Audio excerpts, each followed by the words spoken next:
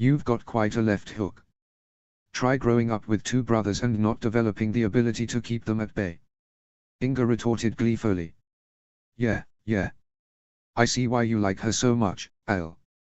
Kurt poked Alton in the stomach. You should marry her. No, both Inga and Alton shouted in unison. She's like my sister. Alton shook his head profusely. Never going to happen. Not ever. Inga agreed. Nope. Sorry sweetie, but you're getting married to the great fearless Finn Haddock. Alton teased. You take that back. Inga shrieked, shoving Alton away from her and into slightly deeper water.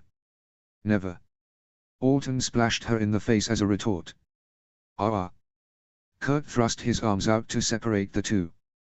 Don't make me play peacemaker, it's not really my thing. I will never marry that pie-headed jerkface. Ever. Inga yelled over Kurt's words. How dare you say that to me? Inga and Finn sitting in a tree. Alton began before being shoved under the water by Inga. He came up laughing and continuing his chant. I'm just going to let you two handle this then. Kurt rolled his eyes and tried to swim away. Oh no you don't. Alton grabbed his brother's arm. You started it, you're going to finish it. Leave me out of your domestic squabbles. Kurt had nearly made it to the shore before he lost his balance and fell back into the pond. All right, that's it. And with that, the three of them spent a fun afternoon splashing and antagonizing each other at the pond. All in all, a very typical day. Eric couldn't remember the last time he had felt this carefree. Except when he had to spend mornings and evenings at home with his mom, brother, and sister-in-law, life was pretty good. When he wasn't working he spent most of his free time with Taryn and Aud and Kurt, and the more frequently he did, he found himself smiling and laughing more than he had since before his father's death. He couldn't deny the fits of loneliness that would plague him on sleepless nights or quiet days in the shop. He reasoned that he had no reason to feel lonely since he'd been surrounded by loving people for countless months now. But he knew that deep down, he wasn't happy. Not really. Time at home was painful. Memories of his childhood with his father sitting at the head of the table or in his favorite chair in the living room bombarded him at random times, piercing his heart like a cold dagger.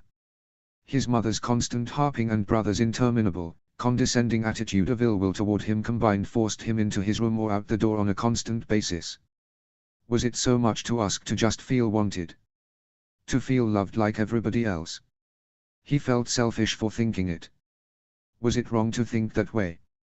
He told himself it wasn't wrong to want something so necessary so badly, but he figured if he voiced such thoughts aloud, he'd surely be reprimanded for being a proud, selfish. Eric dropped his work tools in a huff and buried his face in his hands. He couldn't deny the pain or the sadness that still lingered. No matter how hard he tried and no matter how happy his girlfriend and sister and brother-in-law made him, he couldn't hide from the pain under the surface. It always came back in the quiet moments. The problem wasn't anyone but himself. His inner demons continually tried to claw themselves to the surface, as if testing him to see how he'd react. He didn't want to react. He wanted to live and breathe like a normal teenager, forget the hurt, the pain, and the past. Was that so much to ask? Eric. Eric sat up with a long sigh, ignoring Horst looming in the doorway. He picked up his seam ripper and continued on the saddle lying on his desk. What's wrong? Eric suppressed another sigh. I'm fine. No, you're not. You've been quiet all day. Horst stepped inside the workspace and stood beside the desk. Gentler, he asked again, what's wrong? Eric pursed his lips, threading a needle and trying to drown out his boss's words, hard to do in dead silence. He began sewing for another silent minute before the thoughts swirling in his mind couldn't be held back any longer. I have a great girlfriend. My oldest brother and two sisters make sure I'm doing okay on a frequent basis, especially Aud. I shouldn't wish for more than that because I am loved. Eric scowled at the saddle as if it was the inanimate object's fault for making him feel so terrible. So why do I still feel lonely? Horst was quiet for a few minutes. If Eric hadn't known Horst to be a quiet consultant who weighed every word, he might have thought he'd tuned out. I think Horst began in even tones. What you're feeling is normal. It's natural to want love and attention from those closest to you. Or who should be. The blonde set down his work with a huff. He stared at the wall for a few quiet minutes before shaking his head. What I wouldn't give for my mother to not hate my guts. I wouldn't ask for her to wait on my every need and I don't know, go out of her way to make me feel special, but for her to be at least pleasant. Eric shook his head again and began to sew again. I don't ask for much, or anything really. I simply walk in the room and I'm a burden. Your mother has always been strong-willed and headstrong. Not always the nicest person to get along with. Horst commented. That's why she was a great match for your father. His carefree, come-what-may attitude combined with her stubborn, go-get-em lifestyle, they accomplished much in their life together. Horst took note of Eric's glare, wondering if the leather might melt at any second. Your mother always had a plan, and as long as things went accordingly, she was always in her best mood. If things didn't, well, it always has taken her a long time to come to terms with things she didn't plan for. So in summary, I ruined her life. Eric bit out. No. Horst bent down and stopped Eric's hands. The teen exhaled heavily and put the tools down again. You sew any faster, you'll sew your own fingers together. No. Can you imagine losing your best friend after so many years of close marriage? No. No. Horst smiled gently. I know it's difficult and it's hard and you're trying. I know you're fed up, and granted, she could try a lot harder. But give her the benefit of the doubt in some cases.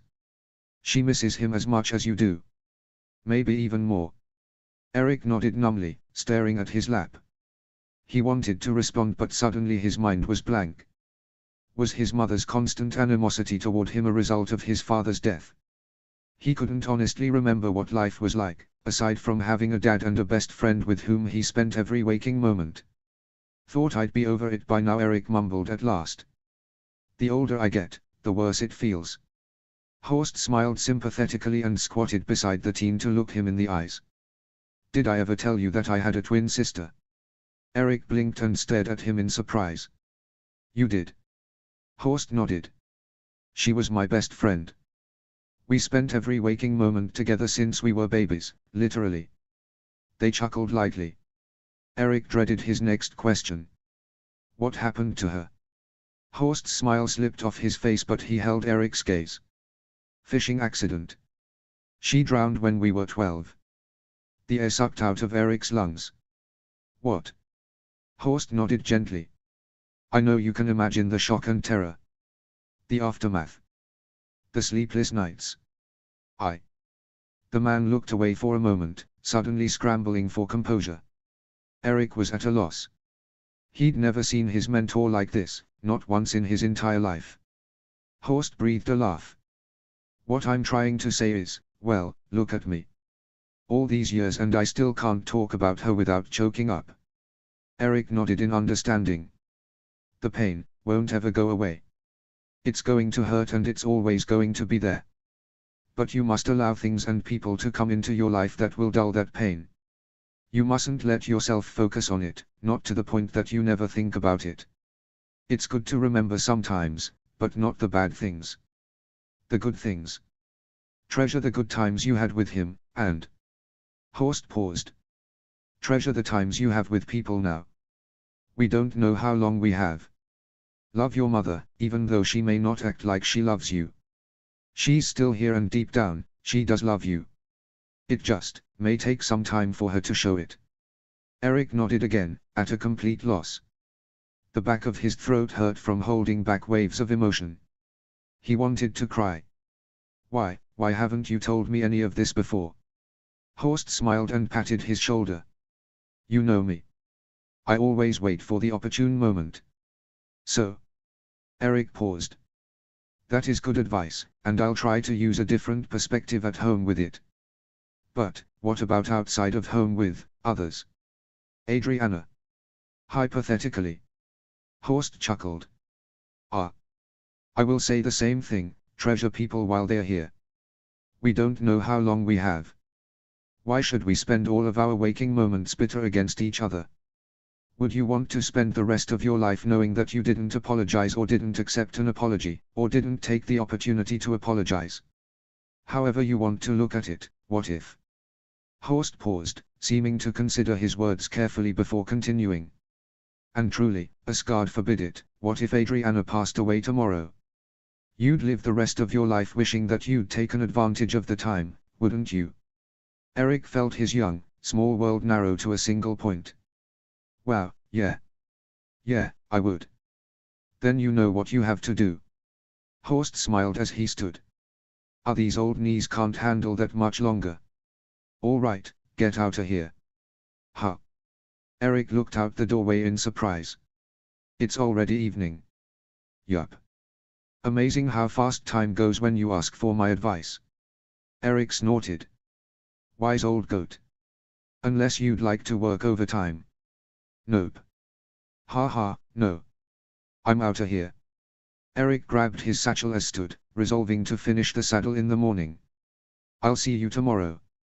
All right, laddie. Eric paused in the doorway. Horst. Thanks. Horst beamed and nodded. Anytime. Eric trotted out the front door and started toward Aud's house. While he walked, he considered Horst's advice. He thought about his mother and Nicola's, cornering them to talk about their differences would be very difficult. He figured he'd need more time with them. But Adriana. Horst's words had struck a chord deep inside his chest. They had a lot of differences and misunderstandings, but at the core, they were so trivial. What if something did happen to her and he'd never asked forgiveness? He didn't know if he could live with himself. The thought made him sick to his stomach. However, he knew her to be busy at the moment, it was dinner time after all. She was probably spending time with Brandine anyway.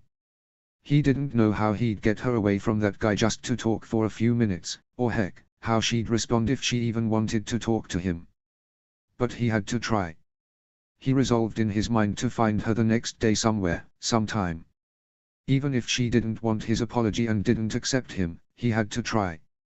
Eric finally arrived at Kurt and Aud's house a few minutes later, his mind in a whirl of thoughts and emotions he hadn't felt in a long time. He didn't know what exactly it was about his conversation with Horst, but something had lit up inside that seemed to set his nerves on edge. He threw the door open and tossed his satchel on a bench. Hey, guys.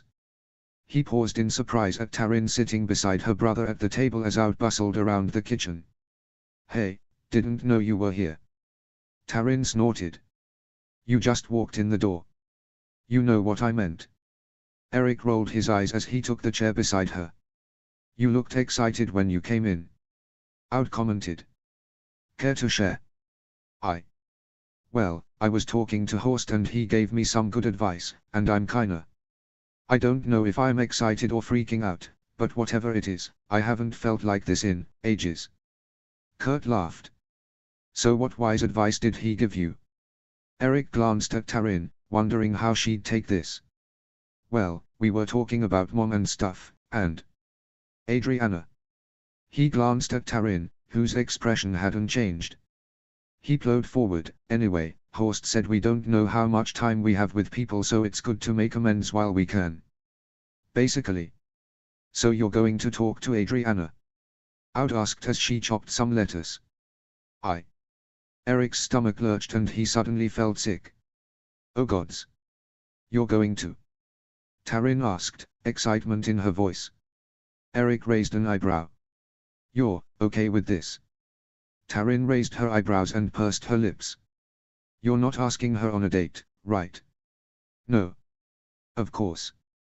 I've been wanting you to talk to her for ages. Of course I'm okay with this. Okay, good.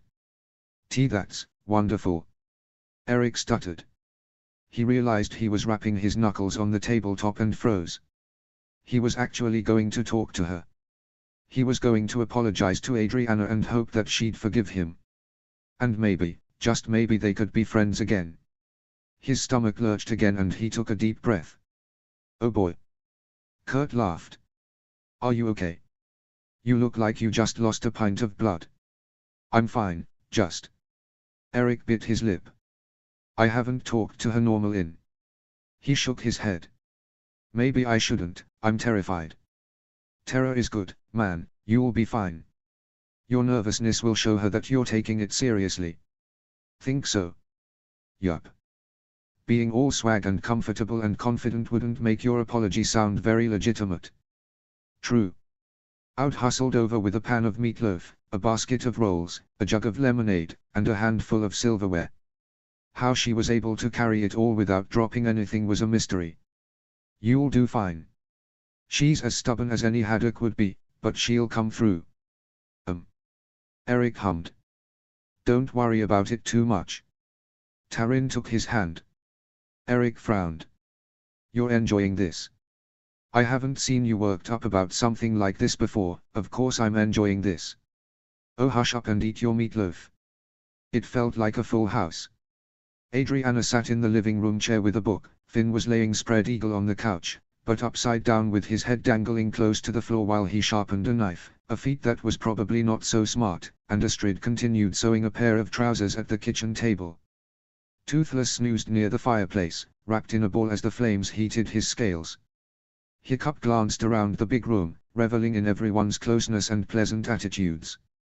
Just sitting in the quiet of each other, nobody arguing or nitpicking or bickering. He had to enjoy it while it lasted because who knew when it would happen again. Focusing back on his prosthetic, he grabbed a mini wrench and tweaked the inner screws, sending a metallic creak through the quiet space with every turn. It thankfully wasn't a grating sound. He'd hate to interrupt the silence with something obnoxious. By the fireplace, Toothless head snapped up with wide eyes. Hiccup focused on him immediately. Toothless. Astrid was the next to eye him in concern. The twins continued in their activities without batting an eye. The Night Fury stood and his eyes narrowed to slits, a low growl coming from his throat as he went to the window. Hiccup quickly strapped on his leg and walked to the window himself, searching for anything out of the ordinary. Darkness enveloped everything, as it was nearing 10 at night. Nothing seemed out of place, but his dragon very obviously sensed something wrong. He began to consider if a burglar was stupid enough to attack his home with a Night Fury inside, when a loud growl was heard in the air, followed by a bright light. A flash of wings disappeared from view before Hiccup realized what was happening. Hiccup. Get down. Hiccup turned and tackled Astrid to the floor just as a fireball exploded just outside the window, sending shards of glass and wood flying. Adriana screamed and covered her face with her book as Finn flipped to the other side of the couch. Hiccup and Astrid crouched on the ground as Toothless roared out the now blown-out window. Roars and screeches echoed from the outside, and it was apparent what was happening. Hiccup ran to Adriana and picked large pieces of glass off of her.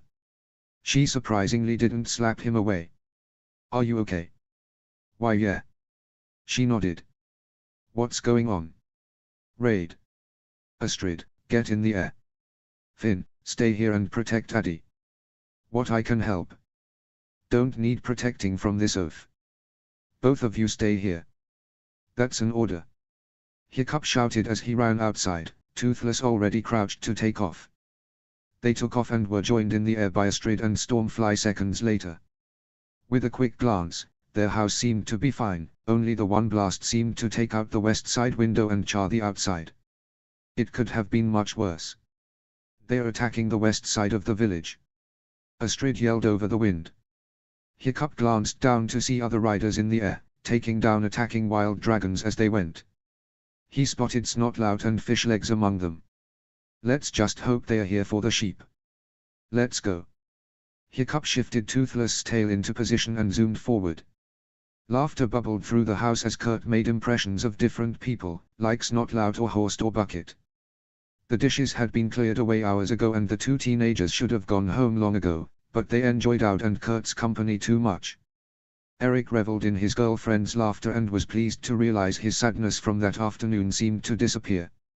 He forced himself not to think about when it might come back. I'm not related to you. Taryn managed through her laughter. I don't even know you. So that explains why we have the same nose, hair and... You have the same nose hair? Out asked. No. Ah, that's repulsive. Taryn cried. Out grabbed the sibling by their ears. Here, let me see. No, get away from me. Out, I need my right ear, it's very important. Eric snickered. As opposed to your left ear. Shut up, Larson. Kurt finally swatted his wife's hands away. She stuck her tongue out, to which he rolled his eyes. So childish. So whiny. Taryn sighed. Here we go again. Someday, my dear, you two will marry someone, and I just hope you have just as much teasing each other like we do. Aud leaned close to Kurt and rubbed her nose against his, making her husband smile wide. He glanced at the blushing Eric and wagged his eyebrows. Gods, this is so weird. Eric covered his eyes. Taryn poked him. It could be worse. Don't encourage them. Kurt snickered as he stood. No worries, we won't let things get too crazy. We'll wait till after you leave. Oh geez. Eric sighed. Kurt laughed as he trekked up the stairs. I'll be right back. I'm going to put on a lighter shirt. It's hot in here. Taryn stretched. I should probably go home soon anyway. Yeah, Eric frowned. I'll walk you home. Okay. The teens noticed Aud smiling at them warmly and Eric raised an eyebrow. What? Aud shrugged. Oh, nothing. I was just thinking. About. Taryn prompted.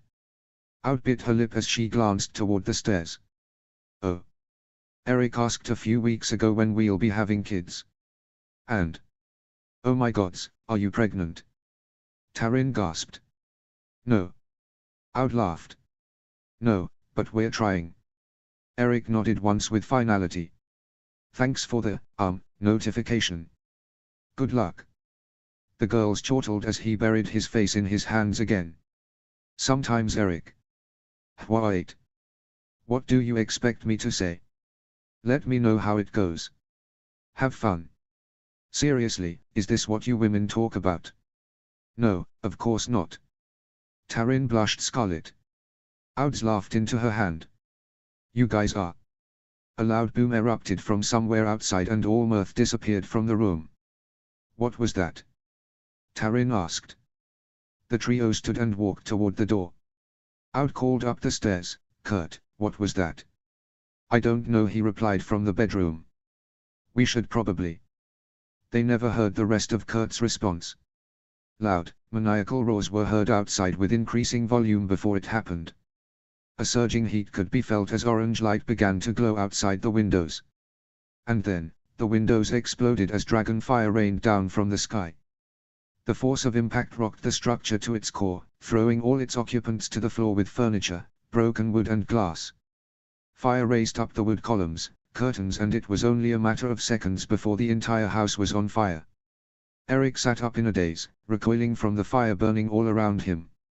He coughed painfully and looked around frantically. Taryn. He heard heavy coughing nearby and scrambled to his knees, crawling toward her. Taryn. Eric, I'm stuck. He finally found her half pinned underneath a bookcase. Thankfully it had caught on a fallen chair so its weight wasn't completely crushing her, but just enough where she couldn't move out. Eric quickly got to his feet and lifted a corner of it as hard as he could, trying not to inhale the smoke. Suddenly he found the weight of it lessen and realized Aud was lifting the other corner. Taryn gasped when the bookcase lifted off of her and quickly scrambled out. Aud and Eric dropped the bookcase and crouched beside her, avoiding the smoke. Can you walk? Aud yelled over the wreckage. I don't know. Tears brimmed in Taryn's eyes. My knees twisted. Let's get her up, come on. Aud and Eric each lifted her underneath her arms and managed to hobble to the door, which was only half burning. Another explosion rocked the foundation and the women screamed, out with determination. Eric managed to kick the door open and they stumbled outside, the blast of cold night air painfully filling his lungs. They carried Taryn far away from the wreckage and gently sat her down. They stayed low and watched in horror at what was happening. Dozens upon dozens of wild dragons seemed intent on torching the village and stealing the livestock. Many council members and villagers could be seen both in the air and on the ground, trying to douse fires and protect their village. Eric panted heavily, staring back at Kurt and Aud. He froze. Kurt was still inside. Aud stood there as if waiting for him to come running out. He didn't. Aud. He breathed, but she was already staring back at the house. Out, don't. Out took off toward the house, running faster than he would have expected. He tore after her, ignoring Taryn's screams for him to stay. A few people yelled at them to stop, to stay away from the wreckage, but Out kept running. Eric knew Out to be the most stubborn of the Larson children. He knew she wouldn't stop until she had rescued her husband from the flames. Out slammed into the front door, torrents of flames erupting when the oxygen hit. She disappeared inside and from Eric's sight. Eric jumped onto the porch to follow when a large section of the roof crumbled, slamming toward the doorway. Eric lurched to the side, trying to dodge. The heat blistered his skin and threatened to catch his clothes on fire, but he still tried to claw his way to the doorway, only partially clear now. Suddenly, strong arms grabbed him and yanked him back. Eric thrashed and struggled, but the man still dragged him away from the house. Eric finally noticed the Night Fury standing a few feet away and realized who the man was. Hiccup, it's Out and Kurt, they're trapped inside. We have to help them. Hiccup finally shoved himself in front of Eric and thrust him backwards. I know, but I won't let you in there yourself. Watch out. Eric watched in near slow motion as a large fireball from a wild Gronkle whizzed by and erupted between the neighboring houses. The force of the explosion knocked everyone off their feet, even Toothless. He turned in time to see the last of the foundations give way, and the house crumbled from top to bottom in a raging inferno. Eric's ears buzzed and his chest burned from the smoke. He scrambled to his feet, kicking up dirt and sprinted toward the house. Again, Hiccup appeared out of nowhere and blocked his path. Eric slammed into him, trying to get to the wreckage. Out was still in there, they had to find her. Hiccup, let me go. We have to get her. Eric, stop. They're stuck inside, Hiccup, you have to let me go. Hiccup struggled with the teen, using every ounce of his strength to keep him back. I can't. Hiccup, please, they're trapped inside. Eric. No.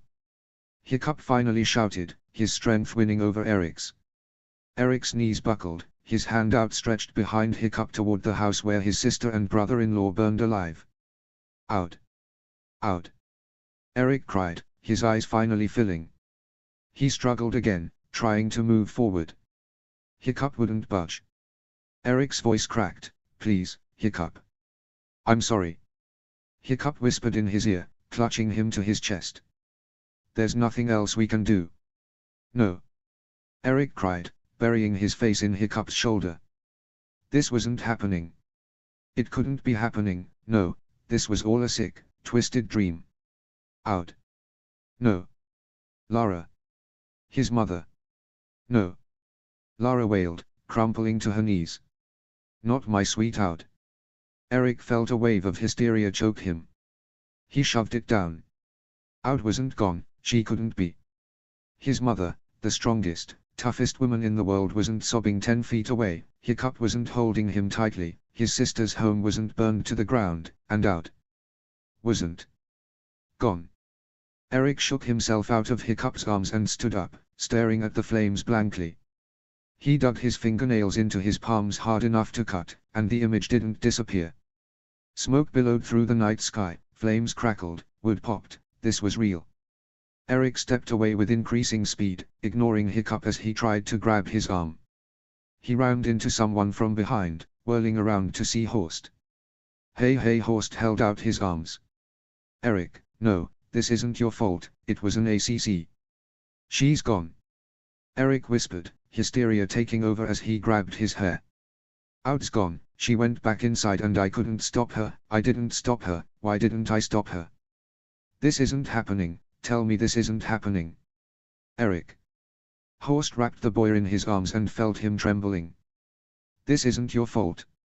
It's not your fault. But Eric wasn't listening. He couldn't hear anything.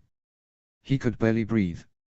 The last thing he saw before blacking out was the blazing wreckage that used to be his sister's house. It had to be 3 in the morning, and as was typical at that hour, the Haddock house was silent. But not because anyone was sleeping. Finn quietly sanded some boards to fix the window in the morning. He'd get some glass from the forge too. He glanced up at Adriana sitting on a chair nearby, her face red and puffy from crying. His parents sat on the couch, his mom wrapping his dad's left forearm and hand, which was covered in blisters and burns from the fires. They'd returned home at least an hour ago, but both were so quiet it took a lot of patience of Finn's end to wait until they'd spill the news. Kurt and Outbrand were gone, their home burned to the ground. Erik and Tarin had barely gotten out in time. There were many injuries across the village, especially on the west side. Most injuries were severe burns. There were few deaths, but nobody was celebrating. Wild dragons didn't raid the village very often. They hadn't done that on a frequent basis since his parents were teenagers. But that didn't mean that wild dragons didn't sometimes decide to make an entrance. Astrid finished wrapping Hiccup's hand and sat quietly, taking his other hand. Finn took a minute to watch his father blankly stare at the floor. Normally, he wouldn't care about people's feelings and emotions, especially his dad. But if there was one thing he knew, it was that his father hated funerals. Of course, nobody liked funerals. However, he suspected that his mother's early death, father's sudden death, and other deaths in the family, well, funerals were definitely despised. Now he had to perform a pyre for two young people who were very active in the community and very nice people. Even Finn knew how awesome Kurt Brand was, and his wife Aud Larsen Brand was downright amazing. She get right up in a guy's fight and take them all down with one hand. She was awesome. Not to mention her cooking skills. Finn pursed his lips, knowing his reasons were stupid by comparison. He felt bad for Erik, witnessing his sister's death after he watched his father die a few years prior. This is why he didn't get close to people. Astrid broke the silence in a small voice. You did everything you could. Hiccup reached up and rubbed his eyes. He exhaled heavily. Of all families. Astrid nodded. Of all kids. Is he okay? Adriana asked timidly. Erik. Hiccup's gaze didn't leave the floor. He was going back inside to get her. I wouldn't let him. Yeah, but is he okay? What do you think, Adriana? Hiccup's head shot up, making the three jump. He stared at her with an angry expression. If you had lost me to sickness, and then watched Finn go inside to save your mom from a fire, and then burn to death when the roof collapses, would you be okay? Astrid set her hand on Hiccup's arm to calm him. Adriana stared at him with tearful eyes. No, I wouldn't. Hiccup nodded, but calmly replied, then why are you asking me that? Adriana shrugged. Stupid question. You want my advice? Hiccup asked. Give him a few days and go see him. Put away the stupid pity party and be his friend. Gods know he's going to need one. He's got Tarin. Whose brother is? Astrid clued in. Realization dawned on Finn. Kurt was also Tarin's brother. Gods. Hiccup looked at Finn. I know. Two families. I don't know which one is going to need more help. I don't want to be biased and say the Larsens. We'll work it out. Astrid interrupted. Both families will have all the support they need. But I think that's enough talking for one night. We should all get to bed. The twins sat there for a few more moments before Finn stood. He brushed past his dad, pausing for a moment. He felt like he should say something, but nothing came to mind. Nothing that wasn't cliché or that he wouldn't hear enough of anyway. He wasn't one for encouragement to begin with. That was getting too close and personal, too lovey-dovey, too touchy-feely for his nature. Someone else would have wiser words. With that thought in mind, Finn tramped up the stairs, ignoring the sadness he felt inside, and went to bed, forcing himself to think happy thoughts. But try as he might, the images of licking flames sizzled through his subconscious, accompanied by the quietest echoing whisper wafting through his head as if it were an empty chamber. Fortis. Strong. Finn would need to be strong to survive this. He would need to show that what had happened didn't affect him at all. He would have to push aside his weak feelings and work to repair the village until he couldn't work anymore. Now was the time to prove what kind of leader he was, to not allow the emotions to overtake him as they had overtaken his father. As he grasped his necklace in his fist, he shut his eyes and allowed himself to stew in his determination, to let go of the anguish he felt bubbling up like bile. Only the strong could survive. Chapter 6, Breakdown. Chapter Text. Finn had always liked fire. The crackling sounds it made, the sparks that danced above it, the way everyone's shadows were always oddly warped and elongated by its light. Fire was always a source of fascination for him, and ever since he was small, he enjoyed staring into its depths and taking it all in. Now, fire was a harsh, destructive force capable of decimating the village and snuffing out life. The Haddock boy could scarcely believe that the charred wood upon which he walked early the next morning had once been sturdy homes for dozens of his fellow hooligans. It certainly didn't seem possible that only 24 hours ago, this had been a cozy section of the village, or that there had been 4 people living and breathing and going on with their day blissfully unaware that it was their last day on Burke, their last day ever. Finn watched his father as they walked through the village together. Hiccup's face was paler than usual, his eyes firmly set on the road ahead and falling upon those already helping with the rebuilding and, though it made Finn sick to his stomach to think about, retrieving the bodies of those who had died. In addition to Aud and Kurt, one other couple had been killed in the blaze. They were elderly and had been taking a nap at the time. It looked like they had died instantly, so quickly it was unlikely they even knew what had happened until they had awakened in Valhalla. Their daughter was living on Braun and had just given birth to a son days before. Finn had overheard them telling Gobber that they were going to visit her and meet their first grandchild. They had been so excited, but now. Finn shook his head. There was no reason to get sentimental. It wasn't like they were his grandparents after all. All 4, no, 5 of them had been dead for years. He knew how heavily that could weigh on someone's heart. But now was no time to show weakness, not with so many people looking up to him and his father. He couldn't let them down. As his father and grandfather had always said, a chief protects his own. Hiccup and Finn entered Mara's now crowded house. A section of the roof was scorched, but everything else seemed to have been undamaged. This was truly something to be thankful for, because Mara had never been needed more. At least 30 people of all ages were being treated by Mara and several of her helpers. A teenage girl named Tori, who was scarcely older than Finn, was getting some of her most intense on-the-job training. She was changing the dressings on Rough Nut's burns. Tough Nut was in another corner of the room with Svala, whose shoulder had a nasty burn on it but who otherwise looked okay.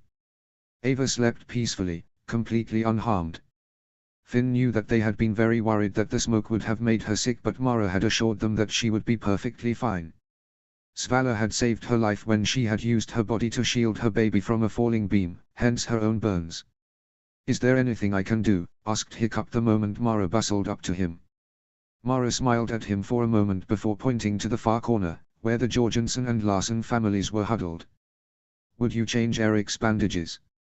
And Finn, would you do Snotlout's?" Both Haddocks agreed without hesitation and made their way to the corner.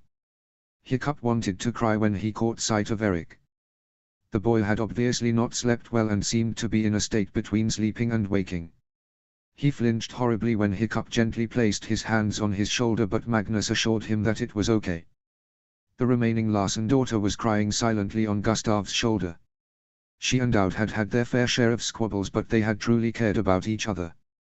Lara and Nicholas didn't seem to be there, which struck Hiccup as odd, but he didn't think too hard about it. Hiccup was silent as he tended to Eric's burns. He was as gentle as possible, but the boy still flinched to the touch. As he worked, he could hear Finn talking to Snotlout and Heather. "I didn't do anything any parent wouldn't have done," Snotlout was saying as he allowed Finn to work on his own wounds. "You saved her life," Heather insisted, her voice quivering slightly. "Again?" "What happened?" asked Finn, genuinely curious. "Inga was running out of the house behind us," Dustin said in a dead sort of voice. "And we thought she was right there, so we just ran out. Dad noticed she wasn't there," added Vidar. "He ran back in to get her." "Did she have one of her, you know?" Finn jerked his head to the sleeping girl next to him. "Looks like it." Snotlout sighed deeply. "She was lying there twitching, but she may have passed out because of the smoke. I'm not sure what exactly happened. He carried her out." Heather lovingly kissed her husband's forehead. "Almost died doing it. When I think about what could have happened." "Don't," Finn advised them calmly. "She's okay. That's what matters." Heather nodded, gently brushing her daughter's bangs from in front of her face. Finn looked over at her and jumped slightly. Inga's long black hair was singed so badly, it was now at least a foot shorter. As he watched, Hiccup felt the tiniest pang of sympathy. Inga loved her hair and would likely be very upset to wake up with so much of it missing. Hiccup turned back to focus on his work on Eric's burns. The boy's skin was raw and red and blistered, but, under the circumstances, he supposed it could have been a lot worse. At least Eric would make a full recovery. Well, he'd make a physical recovery. There was no telling whether or not he would ever be emotionally stable again. The hooligan chief blinked a few times to keep the tears down at the thought. Of all the families on Berk, why the Larsens? Why Eric? I'm so sorry, he whispered to Magnus and Gustav. Don't be. Magnus sniffed and wiped her eyes on her hand before looking at Hiccup. You saved Eric's life. Hiccup nodded and gritted his teeth until the urge to cry passed. Yes, he had saved Eric from certain fiery death. A part of him was deeply thankful that the Larsens had not suffered yet another loss, particularly of their youngest family member. An incredibly selfish part of him was thankful that he had managed to avoid giving his daughter another reason to hate him. But guilt ate away at him like a parasite, sucking out anything remotely hopeful about the situation. All he had done was to ensure that the Larsens had only lost one child, not two. Eric stirred in his sleep, reacting to Hiccup's touch on his sensitive skin. Hiccup withdrew his hands until the boy calmed down again. He was forcibly reminded of checking on Finn in the nights after Binnen had died. Finn too had looked like every second of the day continued to torture him, even in sleep. The hooligan chief looked up and saw Tarin being treated by Tori, who had just finished Roughnut's bandages. The brand girl was only half conscious, but her family looked alert. Her father was lovingly holding her to his chest to keep her warm, her mother was helping Tori with the dressings on her twisted knee. Both of them were crying silently. Alton was backed against the wall a few feet away, his legs drawn up to his chest and his eyes fixed on his family, almost like he feared they would disappear if he stopped looking at them for even a second. Hiccup remembered that feeling. He remembered being a scared little boy in the corner staring at his father and praying that the gods wouldn't take him away too. It wasn't a memory he wanted to revisit, not today. A low moan shook him out of his reminiscing. Eric stirred, his eyes fluttering open. Magnus leaned over him and brushed his bangs out of his eyes. Hey, she whispered soothingly. It's okay, you're safe. The youngest Larsen groaned, barely moving but not breaking eye contact with his sister. His only sister now. Hiccup felt awkward, like he was intruding on something extremely private, but he was nearly done securing Eric's final bandage. As he worked, Eric let out a whimper of pain. The raw, blistered skin had to be agony. Hiccup finished his work as quickly and gently as he could. I'm going to walk around, see who else needs help, he told Magnus and Gustav. They nodded and he stood up. The last thing he saw before he turned his head toward the rest of the healer's house was Magnus leaning down and kissing Eric's forehead. Hiccup longed for a bit of affection, a hug or a pat on the back, something to remind him that there was still good in the world. But, he thought as he received another instruction from Mara, the world was harsh sometimes. It was painful and sometimes horrible things just happened for no reason at all. It was hard to believe that the same world that allowed him to feel the joy of flying high above the clouds or holding his newborn for the first time could also crush him so completely. Perhaps that was what life was about. Holding on to the most precious moments before they slipped away. Hiccup resolved to do what he could to make sure he didn't take those he loved for granted ever again. Lara stood at Eric's far left, standing tall with her lips pressed together in a thin, white line. Nicholas and Mel stood hand in hand in a white-knuckled grip. Gregory held Magnus as she cried, their children sitting in the dirt at their feet, watching on in confusion. Everyone in the village had come. Hiccup's words should have made him feel something. Instead, the teen just felt dead inside. Lifeless and cold like his sister's coffin. His life had become a flurry of hardships, just like the waves beating upon her boat, carrying her away to a safe distance before Gustav would light her pyre. Where were life's waves taking him? Would his life ever have calm waters again? Kurt's boat bobbed in the waves near Ouds. Eric heard Tarin's sniffles far toward his right, her mother's quiet sobs as her father prepared his bow and flaming arrow, just as Gustav did in front of him. Both men looked at each other, solemnly nodded, and drew their flaming arrows. And then, it happened. The air sucked out of Eric's lungs in one foul swoop. Seeing his oldest brother draw the bow to light his sister's pyre threw him into a sense of déjà vu, and a wave of vertigo crashed over him.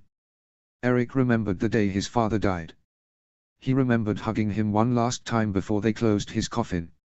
He remembered watching it sail through the water until, just as he did now, Gustav shouldered the responsibility as head of the Larsen household and lit the pyre. Gustav had lit his father's pyre. And now he had to light his little sister's. The thought made Eric sick, he began to tremble. The oldest of the Larsen children released the arrow. The flaming weapon sailed into the sky until it slammed onto her coffin, solidifying the truth, making it real. Just like their father, she was gone. She was never coming back. Eric tried to honor his sister, she'd died to save her husband after all. He tried to quench the burning pain rising in his chest, tried to hold still and stop shaking. Aud's pyre was lit. Smoke began to rise as the flames took away whatever remnant they had left of her. Spots danced in his vision and Eric took a step back. Gregory reached out to grab his arm but the teenager shoved past him. He plowed into a random stranger, round his shoulder into another. A few cried out in pain or surprise. Many began to step out of his way, as if understanding his rising hysteria. Someone called his name. He kept moving until he made it through the crowd. He sprinted into the square and ran to the leather shop as fast as he could. He had to get away from the pyre. From people, from his family, from the smell of burning wood and smoke and the charred remains of two of the most amazing people he'd ever known, who'd tried so hard to make him feel loved and cared for. Eric rammed into the front door of the leather shop and flung it closed behind him. He launched himself into his workroom and slammed the door shut. His breaths quickened and he shook his head. Frantically, he grabbed the nearest wad of cloth he could find and wrapped it crudely around the handle. He found himself shoving tables and chairs in front of the door. They'd come for him, try to take him back. He couldn't go back, not like this, he couldn't handle another second of it. Everything he could find was thrown in front of the door to barricade himself in. The usually cluttered space was now clear in the centermost part of the room with a mountain of items in front of the door. He searched the room for more but could only turn in circles. Still panting, he backed himself into a corner and slid to the floor. A sob threatened to escape and he slapped a hand over his mouth, shaking his head frantically. His shoulders were shaking violently as he tried to physically exhale the pain wrenching his heart. He couldn't breathe, if he inhaled once he knew he'd shatter. He involuntarily inhaled a sob and tears poured down his face. No, no, no, no, no. When his father died, Eric had felt numb and grief-stricken. He felt pain and sorrow just as he did now. But this time, he could practically feel something snap. Was it his sanity? His ability to love or grow close to anyone ever again? Was it just fear? He didn't know, but every thought that swirled through his brain only forced more hysteria into his system. He couldn't calm down if he tried. Until he heard something clatter in the room beyond. His sobs hitched to a stop and he struggled between the necessity to breathe from crying so hard and desperately wanting to keep silent. The doorknob shifted a smidgen, but the cloth held. A soft knock on the wood echoed through the room. Eric. It was Horst. Eric, let us in please. And Magnus, apparently. Eric hiccuped, shaking his head against the wall. Eric, open. Go away, he cried out, his voice raw and choked. Eric please, you need us. You need someone, let someone help you. Please. Magnus begged. Eric turned toward the wall and blocked her out. He grabbed a handful of his hair, trying to stop the tears and hiccups. He heard the handle turn harder and the door scrape against the floor. It stopped after an inch with all the junk piled up. Eric felt a rush of satisfaction. Eric please, don't do this. Magnus pleaded, her voice much louder in the open space. Let me help you. The teen choked down any venomous words that came to mind. Deep, deep down, he knew she was trying to help. That was the problem though. It seemed anyone who tried to help him always got hurt, one way or another. Just leave me alone, Mags. But. Magnus. Hiccup. He was out there too, apparently. Instantly, Eric felt worse. The pain of grief surged in his chest once more and he buried his face in his knees, willing himself to tune them out. He heard them talking quietly outside the door. He wished they'd go away to let him drown in his grief in peace. He didn't want a hug. He didn't want a smile. He didn't want light. He wanted to be alone in the dark. Eventually their voices faded and silence took over the room once more. He felt a little calmer, which only made the silence louder. He wondered at the thought. How could silence be loud? Only when you're alone. Eric whispered. At some point, he fell asleep. It was the scrape of a chair leg that startled him awake. He saw movement out the corner of his eye, but he didn't move. For all the intruder knew, he was still asleep. Or had never been asleep. He didn't care either way. Finally, a tall, thin man wedged himself past the mountain of furniture and slowly walked toward him. The room was even darker now, but Eric could never mistake the quiet step thunk of his chief's gait. Hiccup crouched in front of him in the darkness. Eric. Eric stared at the dusty floorboards. Leave me alone to die. Don't say that. I won't bury you too. Didn't bury her, Eric mumbled. You know what I mean, Hiccup softly replied. Eric didn't respond or move. Hiccup moved to his knees, probably to get more comfortable. Great, he planned to stay a while. Hey. I don't expect you to just get better. Especially not yet. But, don't shove people away. We just want to help. Magnus, host, me. Help. Eric muttered. Help with what exactly? Help you get better. Hiccup replied. It will take time, I know, and it isn't easy. You haven't had it easy. But I know what this feels like, Eric. And I'm not just talking about Benin. Eric didn't reply. More empty words. He wouldn't waste breath by responding. The chief sighed. Eric felt his green gaze searching him out in the twilight room.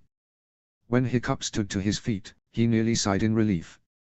Until he felt the chief's big hands grab him from under his arms and pull him upwards. Hey, what are you? Easy. Hiccup firmly interrupted, hoisting the teen to his feet. I'm walking you home. Eric shook his head. I can't go home, he whispered. Yes. You can. Hiccup held his shoulders gently. I know things have been hard for you at home. But you can't hide from it. You don't know anything. You haven't been around for years, Hiccup. Eric bit out, anger laced through every word. Hiccup looked down. I know. For that I'm sorry. Everything's been different since his dad died. Since he shoved Adriana away. Eric covered his eyes with a hand, feeling them burn again. Hiccup wrapped him in a tight hug, and somehow he didn't have the strength to fight. I know. Eric. What happened to Aud wasn't your fault. I tried to. And you couldn't, that's okay. Hiccup looked him in the eye. It's not supposed to be a good thing and it's not supposed to be something we treat lightly, but that's a lot of responsibility to put on a young man. You were brave and strong to try to stop her. But it's not your fault that you weren't successful. It's not your fault that she didn't make it. Eric felt tears slip down his face again. Eric, it's not your fault. Eric buried his face in Hiccup's shoulder, allowing himself to cry and be held by someone. He knew he wouldn't get that luxury at home, even with Magnus. It was a while before Eric calmed enough to pry his face out of Hiccup's armor. I got your shoulder pad soaked. Wouldn't be the first time. Hiccup smiled and wrapped an arm around Eric's shoulders. Come on, let's get you home. It took a while to clear the doorway and walk to the Larson house. Darkness had fallen by the time they reached the door. Hiccup gave Eric one last hug before they went inside. If you need anything at all, I want you to come find me. Okay. Yellow light streamed into the darkness when the door swung open. Magnus rushed forward and wrapped Eric into a tight hug. When she pulled away a minute later, Eric walked inside without so much as a goodbye. He trekked up the stairs and closed his bedroom door, clearly finished with everyone and everything for the night. Hiccup gently closed the door behind him, but stood in front of it as Magnus reclaimed her seat beside the others at the table. Nicholas, Mel, Lara, and Gustav sat silently, only the men giving him quiet nods. The chief sighed heavily as he looked at the Larsen matriarch, who placidly held a mug of steaming tea. He had to get this over with. Lara. You can't blame him for what happened to Aud. Do not speak her name. Hiccup glanced at the ceiling. Just as you refuse anyone to speak of Ola. Shut up or get out. Lara snapped. Mother Magnus sighed. Lara wasn't finished. Why wouldn't I blame the boy? He had the ability to stop her, he should have. He wasn't fast enough, you know as well as anyone that Aud was the fastest runner of her age group. Hiccup countered. Lara, you need to seriously think about what this could do to him. He is a young man, strong and smart, but things like this could crush him so hard he'd never be able to get back up. Is that what you want? He's not my problem. Not your problem. Hiccup cried out. He's your son. And furthermore, he's not a problem. He's a 16-year-old boy, he works hard every day. How is he a problem? Nicholas bristled. Don't you talk like that to my mother. Don't start, Nick. Gustav said sharply before turning to Lara. Mom, really? You can't blame Eric. Just like I can't blame Hiccup for what happened to my Olaf. Mother. Magnus cried. The words cut through Hiccup like a knife. He swallowed thickly. What? You heard me. Lara slowly stood from her chair, slapping Gustav's hand down when he reached out. He didn't have to go to that stupid council trip to Bog. No, he didn't have to leave Berk at all, he could have stayed home with me, safe and sound. He might still be here today. But no. Who suggested he come along? Who stayed up all hours of the night to build him a fancy saddle to put on his dragon so he could ride, even though he was unable to walk? Lara cried as she advanced on Hiccup, who didn't budge. He met her gaze head-on. She poked his chest with a long finger, scarred and red from needle pricks. It was you. It was your idea to take him along. I said not to, no, I told both of you he'd be better off staying home for his health, it would be better for him. So when he breaks into heinous fevers and coughing fits the day after he returns, and I watch him suffer day by day for nearly a week, who did we trust to find a cure? Mother, please. Magnus pleaded. You. Lara shouted. We trusted you. And you failed. Just like you always do. So, tell me, why in the world would I not blame you for my dear husband's death when you're so very clearly the one to blame? And furthermore, she said bitingly. Why in the world would I not blame the little brat for my daughter's death? Silence rang through the house. Hiccup felt his heart beating through his armor. He swallowed and nodded gently to the three Larsen children at the table. He turned the door handle and opened the door a crack. Yes, Lara seethed. Run away like you always do. There's a difference between running away and bowing out. I'll leave you alone except for one thing. Hiccup spoke to Magnus and Gustav more than Lara. Don't leave Eric to his own devices. He needs as much as love as you can muster. The siblings nodded in agreement. He turned back to Lara. You always said you loved Olaf's blonde hair. Lara bristled. I'd best treasure Eric's. He's the only one left who has it. Get out. Lara snarled through gritted teeth. And don't you ever come back here again. Hiccup turned and walked into the darkness. The door slammed behind him, nearly smacking his one remaining heel. He shook his head and began walking. Within seconds, Toothless emerged from the darkness, sniffed his rider. Sorry, bud. I know you're probably hungry. Been a busy day. He scratched his dragon's scales lovingly.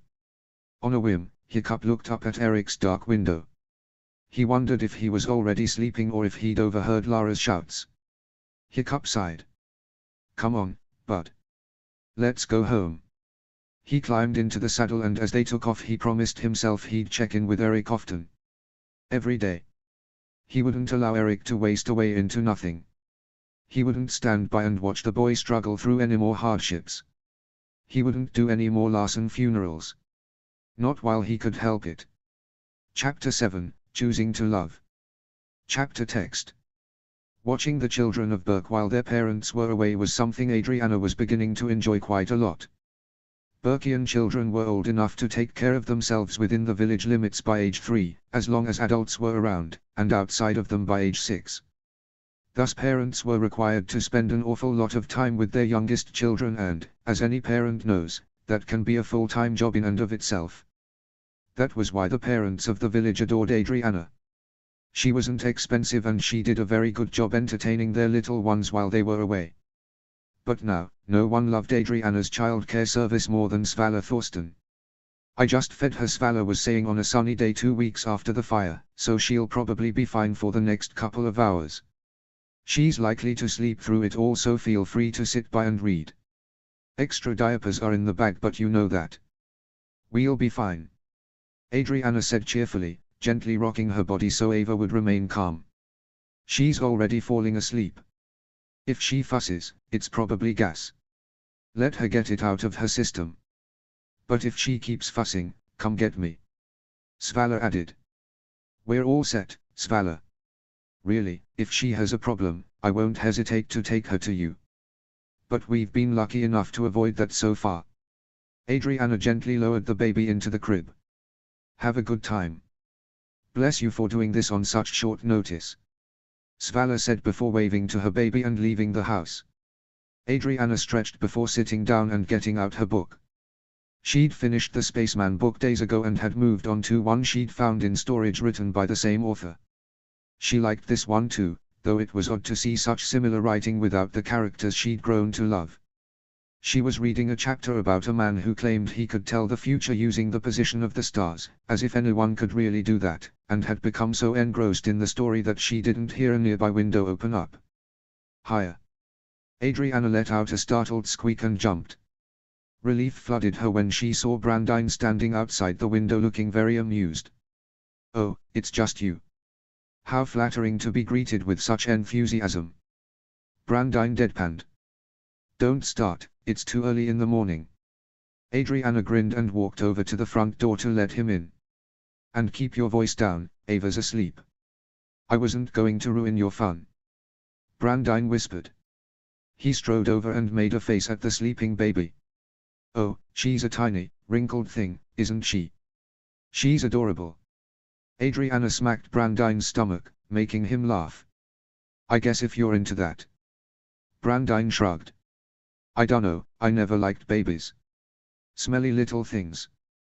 They're okay when they're old enough to sit up on their own and don't drool all over everything. I think they're sweet." Adriana gently stroked the baby's cheek. "So innocent and cuddly. Sure, until they puke on you." Brandine shook his head. "I could survive just fine without ever having changed a diaper."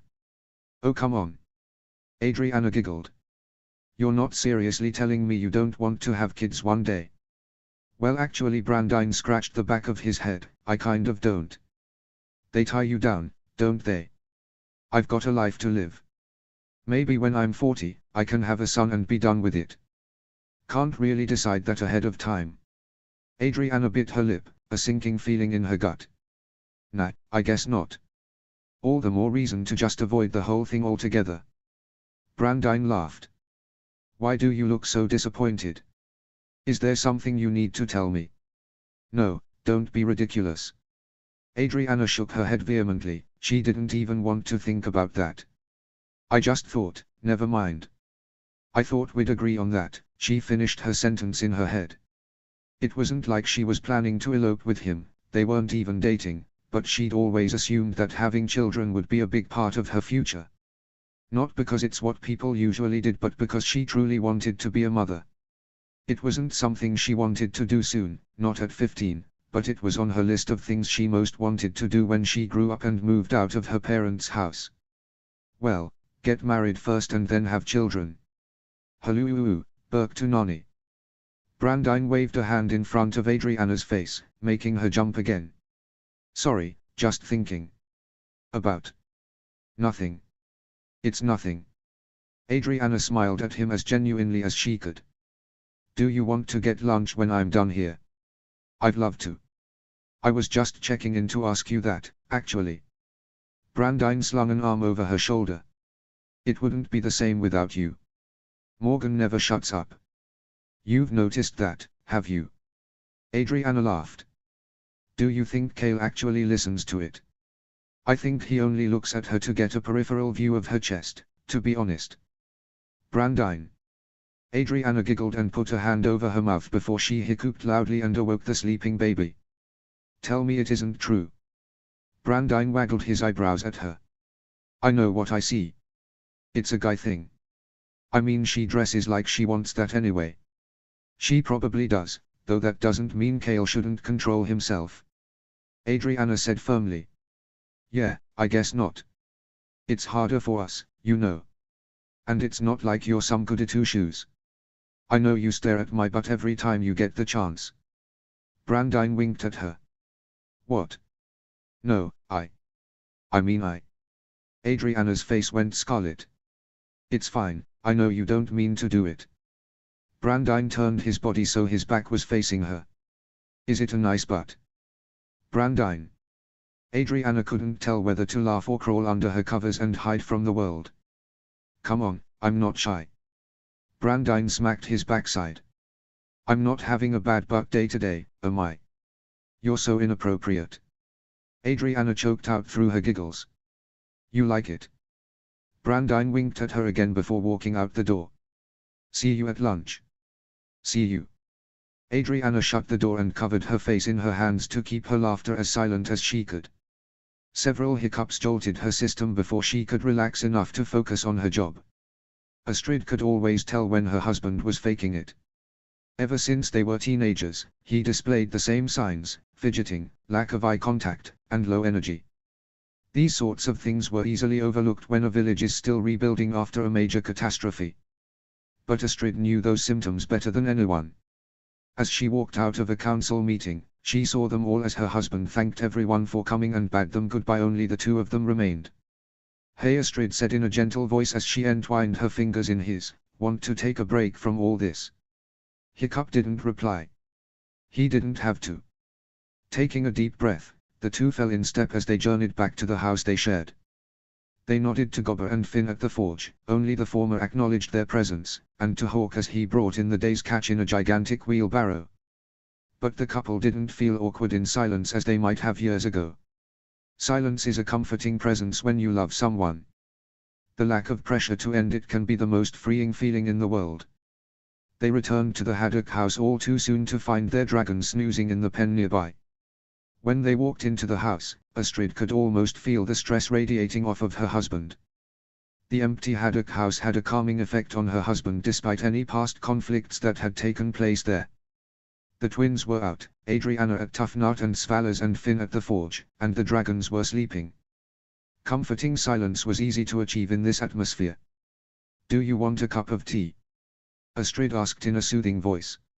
All right. I can make it. Hiccup reached for the kettle. You're wearing yourself out, Hiccup. Astrid gently pushed away his hand. I'll do it. Hiccup didn't have the energy to argue.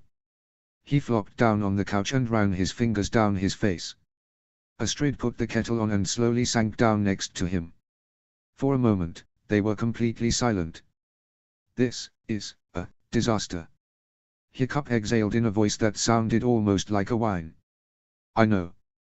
Astrid agreed. It's not just the rebuilding, though that's a gigantic task all on its own.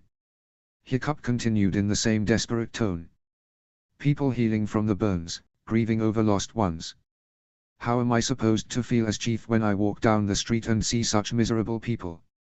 I feel like I owe them something, but I don't know what. Just keep doing what you're doing. Astrid snuggled into him as he automatically placed an arm around her. There's not much else you can do. When my dad was chief, he made it look easy. Hiccup sighed deeply. It's not. You were expecting it to be?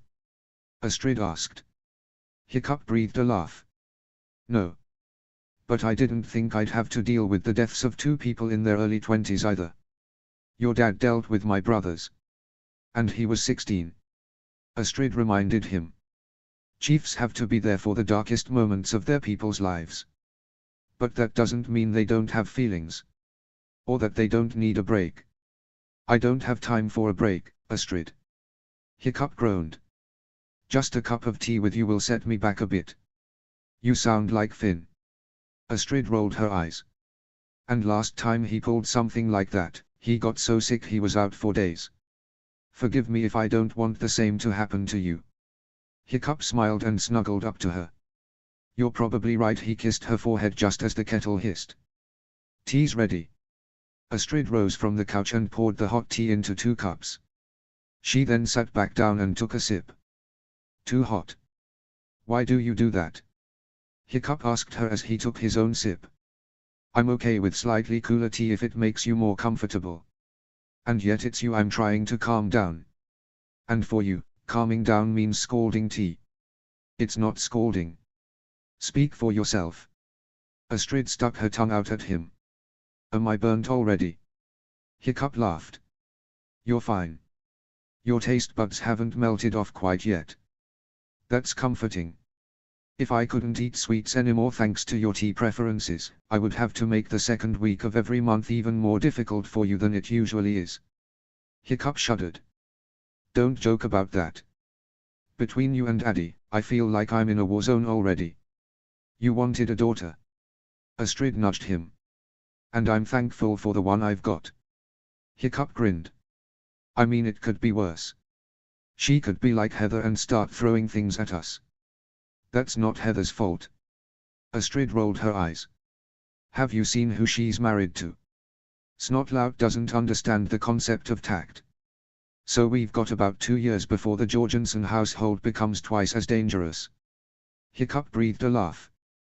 I think I'll forcefully remove the boys until everything blows over and let Heather and Inga finish each other off. It would be a perfect way to get Snotlout out of the way. Astrid added. Just take the twins out and lock him in the house with them. I don't know, women are pretty smart. Hiccup said thoughtfully. I think it would be more likely that he'd disappear completely and the house would be spotless when it's over. Their unrestrained laughter echoed for a few seconds before the house became silent again. Astrid put down her half-finished cup of tea and curled into her husband's body. She hummed, you're so warm. It's the tea. Hiccup quipped as he put down his cup too. Very funny. Astrid took a deep breath and relished the scent of leather that always seemed to linger around her husband. But, can I say something without you getting upset at me for saying it? Why would I get upset? Hiccup asked with genuine curiosity. Well, I guess I had this idea that you'd think I was selfish for saying it. What you have to say is important to me. Hiccup placed his arms around her and brought her in closer. Tell me. Astrid took a deep breath. I feel ignored. Hiccup's heart constricted. How so? You've been distant, Hiccup. Astrid said in a patient tone, running her fingers over the leather covering his chest. I know it's hard with Finn and Adri ignoring you all the time. I know you've been depressed lately. I know the village is in crisis right now, so I'm not expecting anything right this second. But any time we've had has been stolen moments. Chaste kisses in public, a bit of cuddling at home here and there. I love you, Hiccup, and that's not ever going to change. Astrid sighed again. I just wish we could be more intimate. Wait, Hiccup stiffened, how long has it been since we? A few months now. Astrid answered. And I'm not saying we need to get going now, I'm just saying I miss you. Oh gods. Hiccup covered his face in his hands. Astrid, I am so sorry. Hiccup, it's okay. No, it's not. Hiccup shook his head. All this stuff going on, Aud and Kurt and Finn being so angry and Addy and Brandine, I didn't even think. I am the worst husband. Ever. You're really not. Astrid breathed a laugh. You've needed support. Emotional support. And I learned years ago that if I don't give it to you, everything spirals downwards faster than Toothless with his tail fin on fire. Yes, but that doesn't give me any excuse to ignore you. Hiccup tightened his hold on her. In fact, it means I should be appreciating you all the more. You're doing fine. Astrid hummed contentedly. I'm in no mood for that right now anyway. Too tired. But for now, can we just stay here? Yeah. Hiccup rested his head on top of hers. That, I can do. As they got themselves comfortable, their cups of tea forgotten, Hiccup silently thanked the gods for such a loving, patient wife.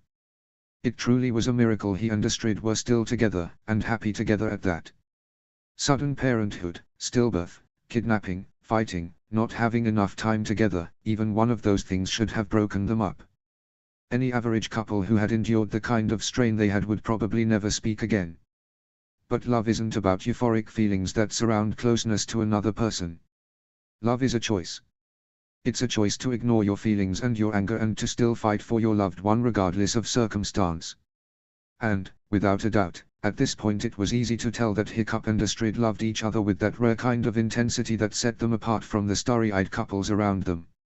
But even more than that, it was the very same intensity of love for Finn and Adriana that prevented Hiccup from giving up, despite their disdain. He could only pray that it would be enough to change their attitudes about him before it was too late. Eric barely left the house in the 2 weeks following his sister's death. His skin was still rather raw from his burns, but he was healing quite nicely according to Mara. His mother had left him alone for the first week. He honestly preferred the silent treatment from her. It meant no pointless chores. The only thing that made much of a difference was that Lara had stopped cooking for him altogether. He enjoyed cooking, was quite good at it in fact, but it was lonely making his meals late at night when his family had gone to bed. But the thing that made him most miserable in his home life was the unfortunate fact that the house Nicholas and Mel were going to move into had been completely burned down in the fire. Suddenly, Eric went from feeling hopeful that Nicholas would be out of his hair soon to being forced to accept the reality of another few months of his pompous and incredibly insensitive brother constantly sneering at him. Hiccup had come by every day since the funeral. He was careful to visit the leather shop instead of the Larson home because Lara didn't want him coming by the house.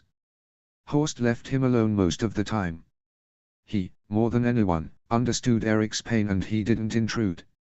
Eric worked on his own, trying to keep his emotions at bay. But emotions are unpredictable at the best of times. Eric froze halfway through a stitch on a saddle. His mother was on the warpath and the last thing he wanted to do was cause trouble. Not with her. Eric, she bellowed again. I'm here, he shouted back. In the shop. Thundering footsteps suddenly filled the shop just before Lara threw open the door. What the hell did you do to your room? She snapped at him. My room. It's like a full-scale dragon attack went on in there. I didn't raise you to be that messy or careless. Lara huffed. I'll clean it when I get home. Eric mumbled. Lara put her hands on her hips. You'll clean it now. I have to work. Eric protested. You should have thought of that before you messed it up. Lara pointed to the open door. Get a move on.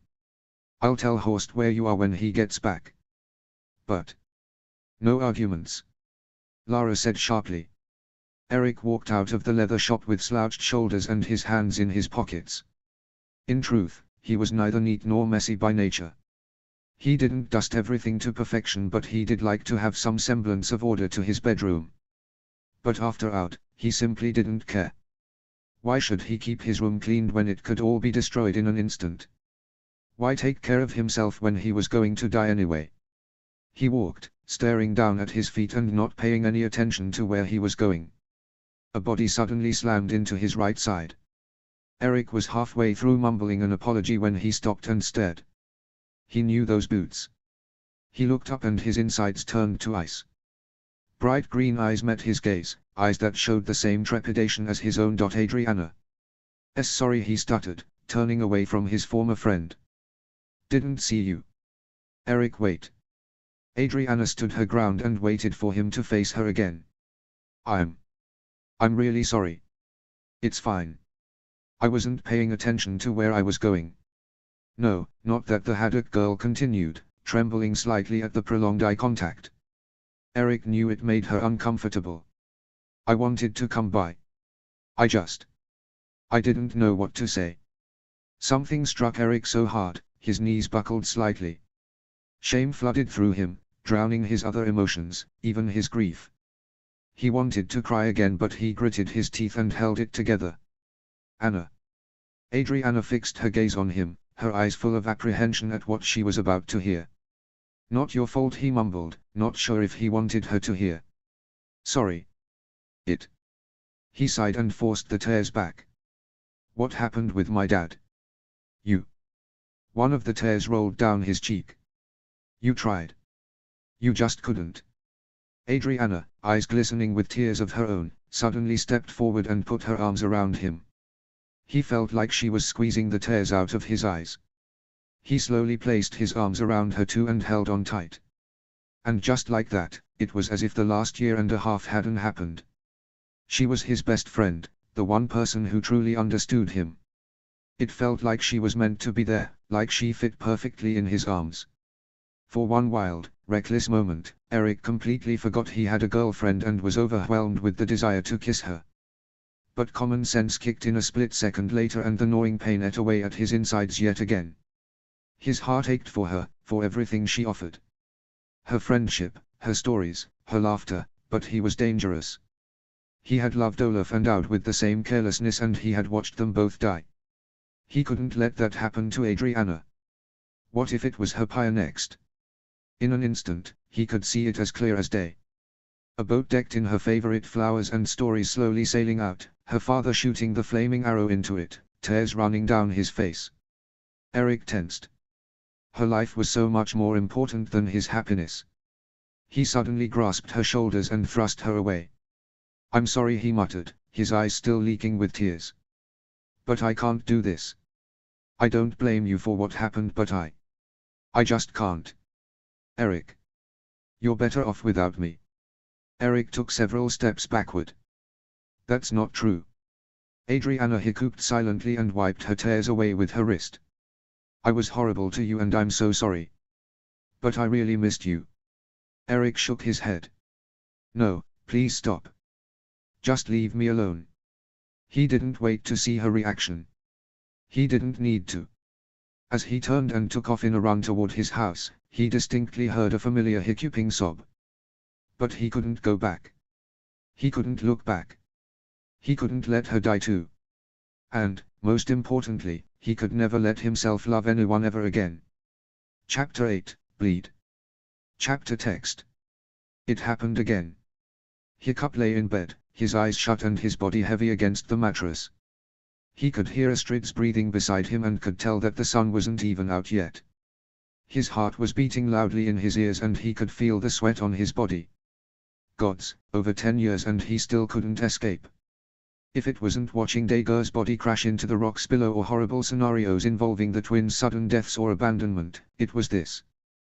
The same nightmare he had hidden for years. But was it really a nightmare if it involved dark pieces of his life? Or was it living through one of his worst memories over and over again? Either way, it seemed to be a pattern for his family. The sort of thing he'd find almost humorous if he had no compassion whatsoever.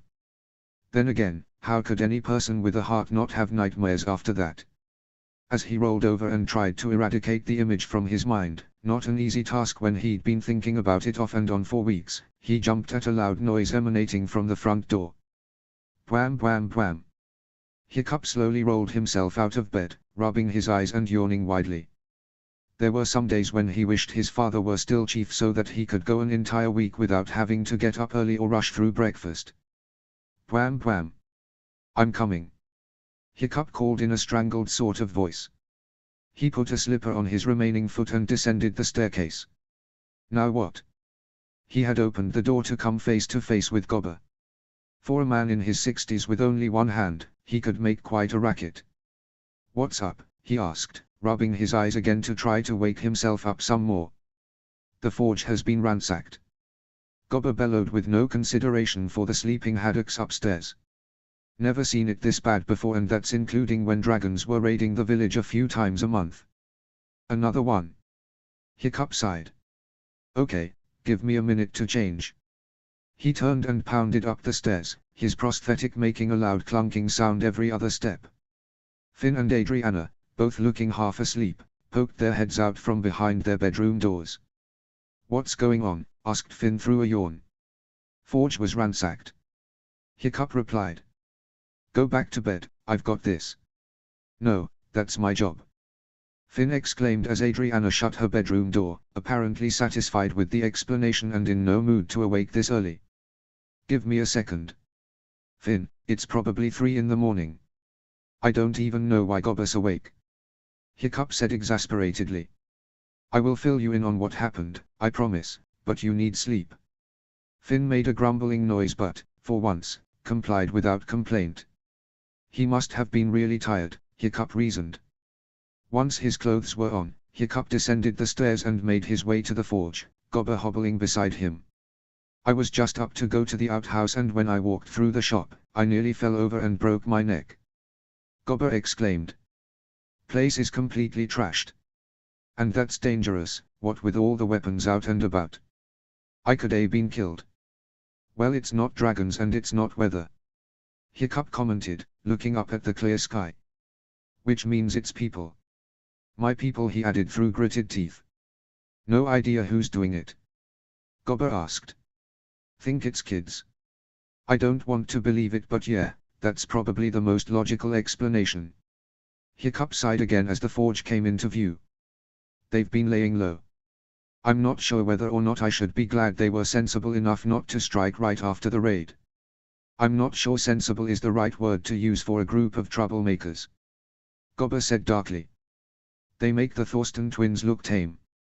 How's anyone supposed to make a living? We'll figure out who's doing it. Hiccup assured him. Meanwhile, let's see if we can find any clues. He pushed open the door of the forge and stared around. Everything was turned upside down. All of the drawers were on the floor, their contents scattered about. Weapons were all over the walls and the ground. There was almost no walking room at all and Hiccup was beginning to think it was a miracle Gobber had gotten through this mess without killing himself. Finn won't be happy. Gobber said as he kicked a small pile of what looked like some of Hiccup's old catapult designs. Instead of getting anything done, he's got clean-up duty. No kidding. Hiccup waded through the mess, keeping his eyes fixed on his remaining foot. They were thorough. It doesn't look like they left anything behind. At least not that we can find in this wreck. As he and Gobber cleared a path to prevent future injuries, Hiccup's mind began to work overtime to try to figure out who could be behind the destruction. More importantly, why was this even happening? Was it an act of rebellion against his policies? Did they have anything against hawks, mulch and buckets, or the forge? A thought was beginning to creep into Hiccup's mind, one he direly wanted to push down. But was it too easy to assume such things? These questions echoed through Hiccup's mind until dawn. By the time he got home, he had a pounding headache. The rare days in which he really hated his job were getting far too frequent for comfort. Eric was running as fast as he could toward the leather shop, throwing his satchel on his shoulder. He'd overslept again and if he wasn't careful, he'd lose his job. As he pelted toward the front door, a dark figure stepped in front of him, causing him to nearly knock it over. Whoa, slow down. Magnus exclaimed, an amused smile on her lips. You'll wear yourself out. You're not late to work. Eric panted, wiping sweat off his brow. As if being a mother isn't a full-time job. Magnus rolled her eyes and cuffed her little brother on the head, making him smile. Listen, I need a favor. Depends on what it is. I'm not taking out your trash again. Eric said, crossing his arms and looking rather defiant for a kid 2 inches shorter than his sister. Would I do that to you? Magnus cocked her head to the side and flashed him a deceptively innocent smile. Yes, said Eric flatly. Now, no need to be suspicious. Magnus laughed. I just need you to pick up Garrett and Lala from Ella's at 3. Oh. I thought Ella watches them all day. Eric hitched his satchel up his shoulder and gazed anxiously at the leather shop door. She's got other appointments today. Magnus explained. I told her she could get off at 3 but to do that, I need you come and get them then. Okay. I can do that. Eric grinned widely, he adored his niece and nephew. You are a lifesaver. Magnus swooped down and kissed his forehead. But it's very important that you come at 3. What time did I tell you to come? Mags. What time? Eric mock sighed. 3. Good boy. Magnus giggled at the look of irritation on her brother's face. Motherhood is getting to you. Eric deadpanned. Best job in the world. Just you wait until you have kids of your own. Magnus waved cheerfully as she walked away. See you this evening. Okay, see you. Eric waved back and bolted to the front door, throwing it open. Horst, I'm so sorry, The youngest Larsen stopped and stared. There, standing in front of Horst, was a curly-haired boy not much younger than himself. The boy was familiar, Eric knew him by sight, but it was the leather belt he was wearing that made Eric pause. The same leather belt he and Horst wore. It's all right, Eric. Horst said cheerfully. You're only 2 minutes late.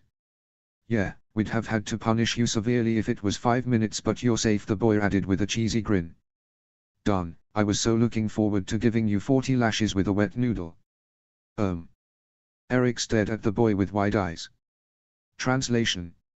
Sorry, but I don't speak the boy chirped. Eric worked his jaw. Is this a joke? Nah, this is a joke, a Gronkel, Trader Johann, and Hiccup Horrendous Haddock to walk into a bar. Who are you? Eric interrupted. Me, the boy deflated slightly at the abrupt end to what was clearly going to be a very long story. Cliff Smedley, leather shop extraordinaire. He held out his hand.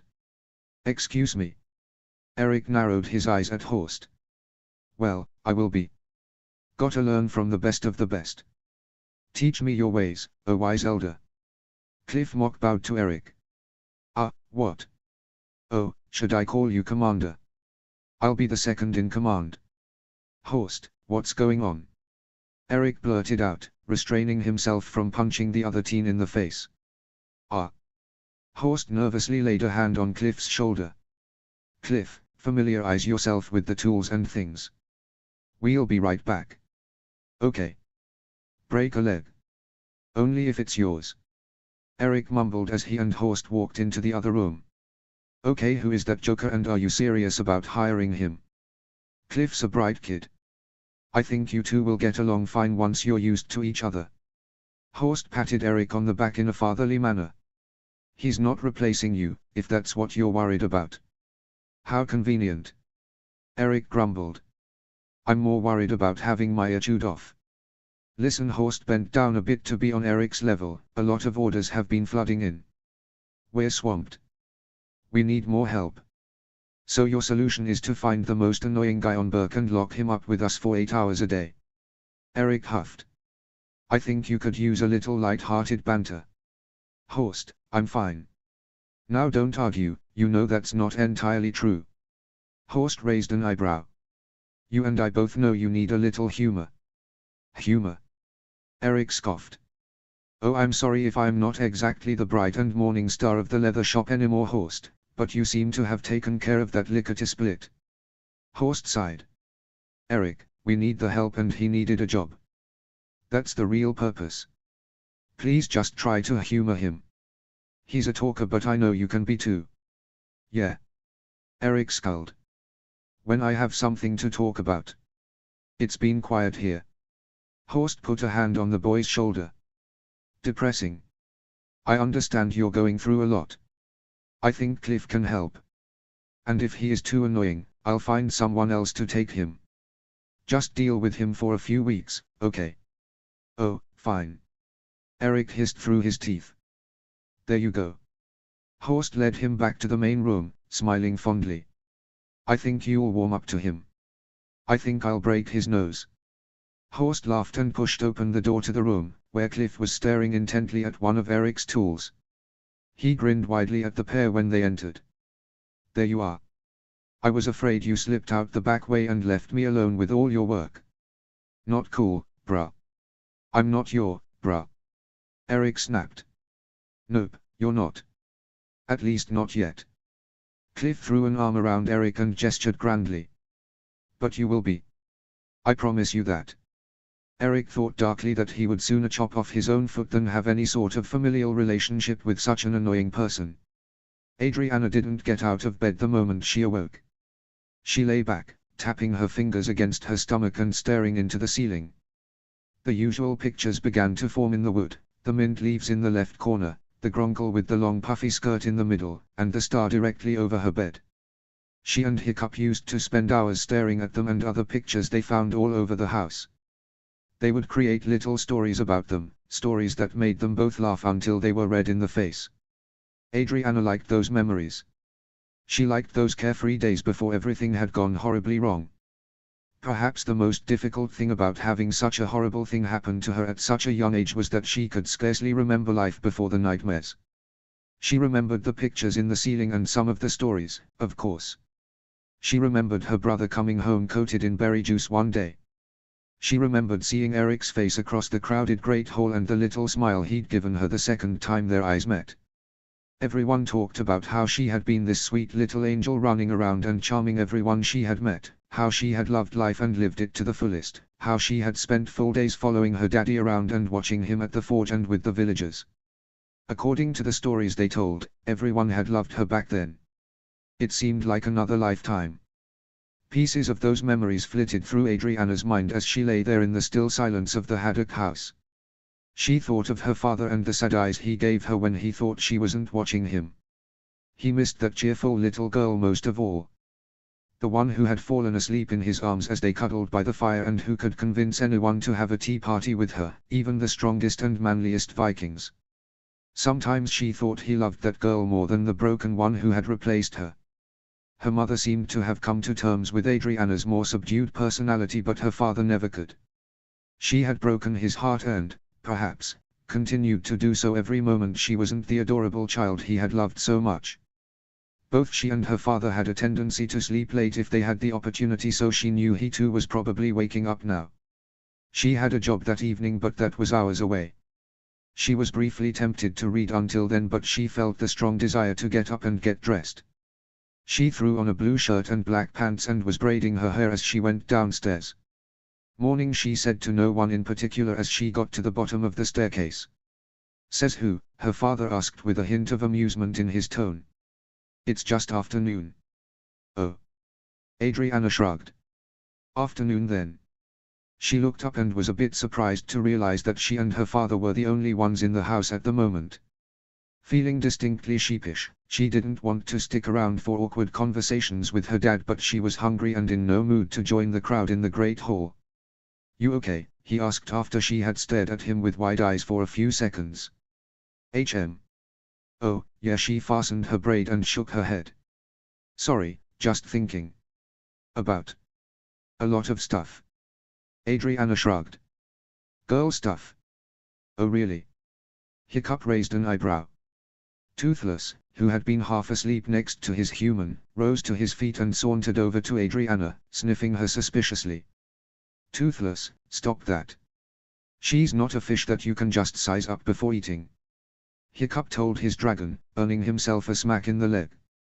"Well, technically, I am a haddock," Adriana pointed out with a sly smile. He. Hiccup fake laughed. "You're hilarious. You should go on the road with that act." "Maybe I will." "Oh." Adriana pushed Toothless' head away. "Come on, Toothless, you know that area's off limits. Stop getting in her personal space, bud." Hiccup rose to his feet and patted his dragon's head. Toothless snorted at the two of them and moved his nose to Adriana's right pocket. She reached in and took out a piece of very stale bread. "Forgot this was in there," she said with slight amusement. "Guess it's time to do laundry." "You think?" Hiccup rolled his eyes. "Do you really want that, Toothless?" Adriana tossed it in the air and Toothless enthusiastically caught it. He looked rather pleased with himself when he settled back down next to Hiccup. The haddock girl opened the cupboard and got herself a fresh loaf for breakfast. "So what's on your mind?" Hiccup asked as she sat down on his right side. What was on her mind? A lot of things, if she had to be honest. But something was nagging her. Something she knew to be important. Well. She paused. Was she really going to say this? "Saturday's almost here." "Aha." Hiccup stretched out the sound, indicating that he wanted a bit of elaboration. "Well, it's the 3rd," she said timidly. "So the one after that is the 4th. Hiccup's head perked up a bit. "And We used to do stuff on the fourth Saturday. Adriana shrugged. I mean, we don't have to on this one, but... Are you asking what I think you're asking? Hiccup raised his eyebrows. I think. Adriana cleared her throat. Do you want to do something? I mean, it's okay if you don't. Adriana, I would love to. Hiccup grinned widely. What brought this on? Thinking, I guess. The girl smiled timidly at her father before hopping from her spot at the table. I should get to the library though. She mock saluted him with what was left of her bread and walked to the door. Hey, Adriana. Hiccup called. She turned around. Love you. Yeah. Adriana replied with the same timid smile as before. You too. And with that, she nearly threw herself from the house and into the summer sun. It was as if Cliff was making up for years of being mute. From the moment he and Eric began working together, the boy chatted about everything under the sun. Eric was beginning to feel like jumping out the window by the time the afternoon rolled around. Just as he was about to shout that he wanted just 1 second of peace and quiet, the boy suddenly stopped talking. Eric breathed a sigh of relief. Ahem, came a familiar voice in the doorway. Eric jumped, startled more by the voice than the sudden noise. He spun around on his chair and found himself staring into a pair of cold blue eyes. Oh. Taryn frowned and her eyes flashed again. Oh. That's all you have to say to me after 3 weeks? Eric flinched. It's been that long. I am sore. Outside. Now. Taryn bit out before stomping out the door. Eric set down his tool with a weary sigh and followed. He pretended not to notice Cliff's concerned, fearful glance. Taryn stopped outside at the edge of the shop. So where have you been? You Eric stutters. Here. And home. And you couldn't spare at least 5 minutes during the day at least once to come check on your girlfriend? You couldn't even ask me how my knee was doing. Eric mentally slapped himself. He'd forgotten that she'd been hurt in the explosion. How could he be so dense? I'm sorry. Sorry. I don't think you are Eric. I am. I'm a terrible person. No. You're a terrible boyfriend. Taryn sighed, rubbing her face. Her anger dissipated and he nearly flinched at the sight of her eyes filling with tears. Eric. Sometimes bad things happen and they aren't easy for anyone. She stared at him with watery, angry eyes. But it's always a bit easier when those closest to you are there to help you get through it. Eric nodded numbly. If it was just out, I would have been there for you. I'd like to hope that if it was just Kurt then you would have been there for me. It's worse that we both lost siblings that night, but the fact that you haven't even shown up to ask how I'm doing in 3 weeks. I mean, the first week I obviously needed time myself and figured you did too. The second week I assumed and hoped by the end you would. It's now the end of the 3rd week and I prayed that surely you'd think of me at least once and stop by. Or heck, at least send me a note. Taryn shook her head, tears flowing down her face now. And you didn't. I had to come find you. Eric hated seeing her like this, but he finally felt a bud of courage to stand up for himself. So what? You expected me to come to you all this time. You never found me. You act like I screwed up and didn't show any initiative, and it doesn't look like you did until now either. I was doing what my parents thought was best, Eric. Unlike you, my parents. Taryn cut herself off before she could continue. Eric's heart lurched. What? And nothing. No, what? My parents are what? Eric hissed. Dead and what? Not perfect and selfless and kind and gentle, like yours. Eric. If you've got something to say to me, Taryn, say it. Taryn sighed quietly and stared at the ground whilst rubbing her forehead. Eric also looked away, trying to rein in his anger. I'm sorry, Eric. But I don't think this is going to work out. Eric stared at her in shock, anger instantly gone. He felt like he couldn't breathe. What? What do you mean? Eric. Taryn wet her lips and straightened her back, as if it would get the words out quicker. How? How could we make a marriage work in hard times that will come, when we can't work together now? Eric felt like the air was being sucked out of his lungs. Wait, why you can't? You're breaking up with me. I'm not trying to hurt you and I don't want to make things worse. Taryn cried. But I can't wait for you. I can't hold on to your anchor or else I'll drown. I have to find my own way to move on. Tears stung Eric's eyes. And what about me? Are you going to leave me to drown? Every man for himself. Taryn shook her head. I want you to come to us if you need us. I don't want to be enemies. I still want to be your friend, as horrid as that sounds by comparison. But I can't be your girlfriend anymore. Eric swallowed hard and forced himself not to shake. I did this. Literally everything good is gone. He exhaled heavily and backed against the wall. Taryn stepped forward. Eric. Just go. Please. Eric covered his face with a hand, effectively blocking her from view. Go. 2 full breaths later, he heard her retreating footsteps and sniffles as she left. Eric felt his heart rate rise as the emotion bubbled inside his chest. He slid to the ground and gripped his hair, willing himself to relax. Tears still streamed down his face but he didn't have the urge to panic. It was strange how inflicting a little pain could help someone focus. Still, Taryn's words stung. He knew her family was more traditional, the man should take initiative and if he didn't, well, he wasn't effectively performing his duties as a leader. He honestly couldn't blame her for dumping him. How awful and heartless and utterly selfish could he be? Aud wasn't the only one who'd died. Kurt died also. His boat had bobbed in the waves beside hers, his pyre burned beside hers. Taryn's family stood beside his at the funeral. Yet the last 3 weeks all he seemed to do was wallow in his own grief and self-pity without thinking twice that his girlfriend might be going through the same exact thing. And even worse was the fact that she admitted to waiting for him every day, and he never showed up. Even worse was the fact that she was an already timid, quiet girl who didn't like the spotlight and was fragile with things that bothered her. She liked having a hand to hold and a shoulder to cry on. He knew these things about her. Apparently he was too self-absorbed to care. Eric buried his face in his knees until the sun seemed to blister the back of his neck. He didn't know how long he'd sat outside, but figured he should probably go back to work and try to get something accomplished.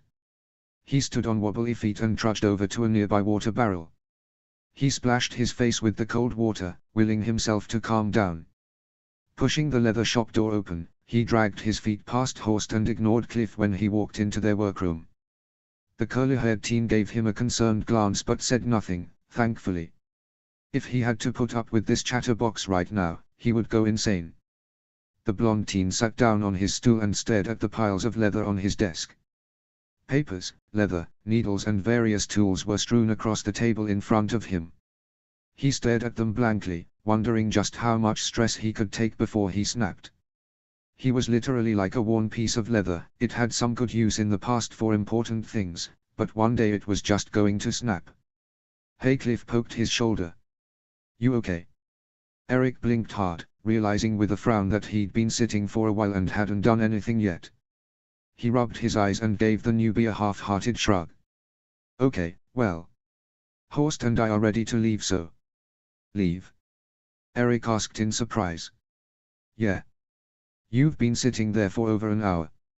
Eric blinked. What? Huh? I just. Go home, Eric. Horst walked in with a concerned expression. It's fine, we'll just make up for it tomorrow. Go home and get some rest, boys. Home. Eric would rather spend the night here than go home. Maybe he could ask Gustav if he could crash in their barn loft, or Magnus. Eric's heart lurched. Oh shoot. Eric sprang from his chair and grabbed his satchel. What? Cliff jerked backwards. I was supposed to pick up my niece and nephew at 3. Eric ran past them and tore into the late afternoon sun. He nearly plowed over an elderly couple taking a peaceful walk through the square. He dodged them and kept running. Late afternoon. It had to be 5:30. Oh, Magnus was going to kill him. The doors to the babysitter's home were locked and the windows were dark. Eric sighed in agitation, knowing that meant the kids were probably already home with a very, very unhappy Mama Magnus. His blonde hair stuck to his forehead in sweaty clumps by the time he got to his sister and brother-in-law's house. He knocked on the door a few times as he panted, trying to catch his breath. The door opened to reveal Magnus, who had a skull so deep only Thor himself could replicate it. "Mags." Eric puffed. "I am so sorry." Magnus pursed her lips and stepped outside, closing the door firmly behind her. Eric visibly gulped and prepared for the worst, yet most deserved, lecture known to mankind. "Where were you?" "Work." "And did I not ask you specifically if you were able to pick them up?" "Yes." "And did you not very specifically say that it would be no problem?" "Yes." "Did I not express how very important it was that the kids get picked up so their babysitter could make it to her other appointments on time?" "Yes." "Then why weren't you there?" Magnus cried out.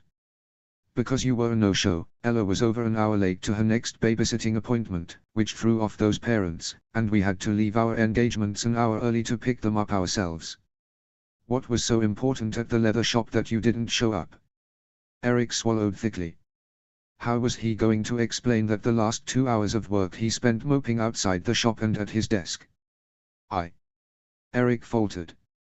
He couldn't just say he forgot. He'd remembered it until Taryn dumped him. Magnus watched his face fall into that dark, morose expression. She frowned, calming her tone a bit. "What happened?" Eric rubbed his hands across his face. Taryn." He exhaled shakily. "Taryn broke up with me." Sympathy crossed Magnus's face. She wrapped him into a hug and held him for a minute. "I'm sorry. Breakups aren't easy." Eric tried to rein in his emotions, but was probably failing.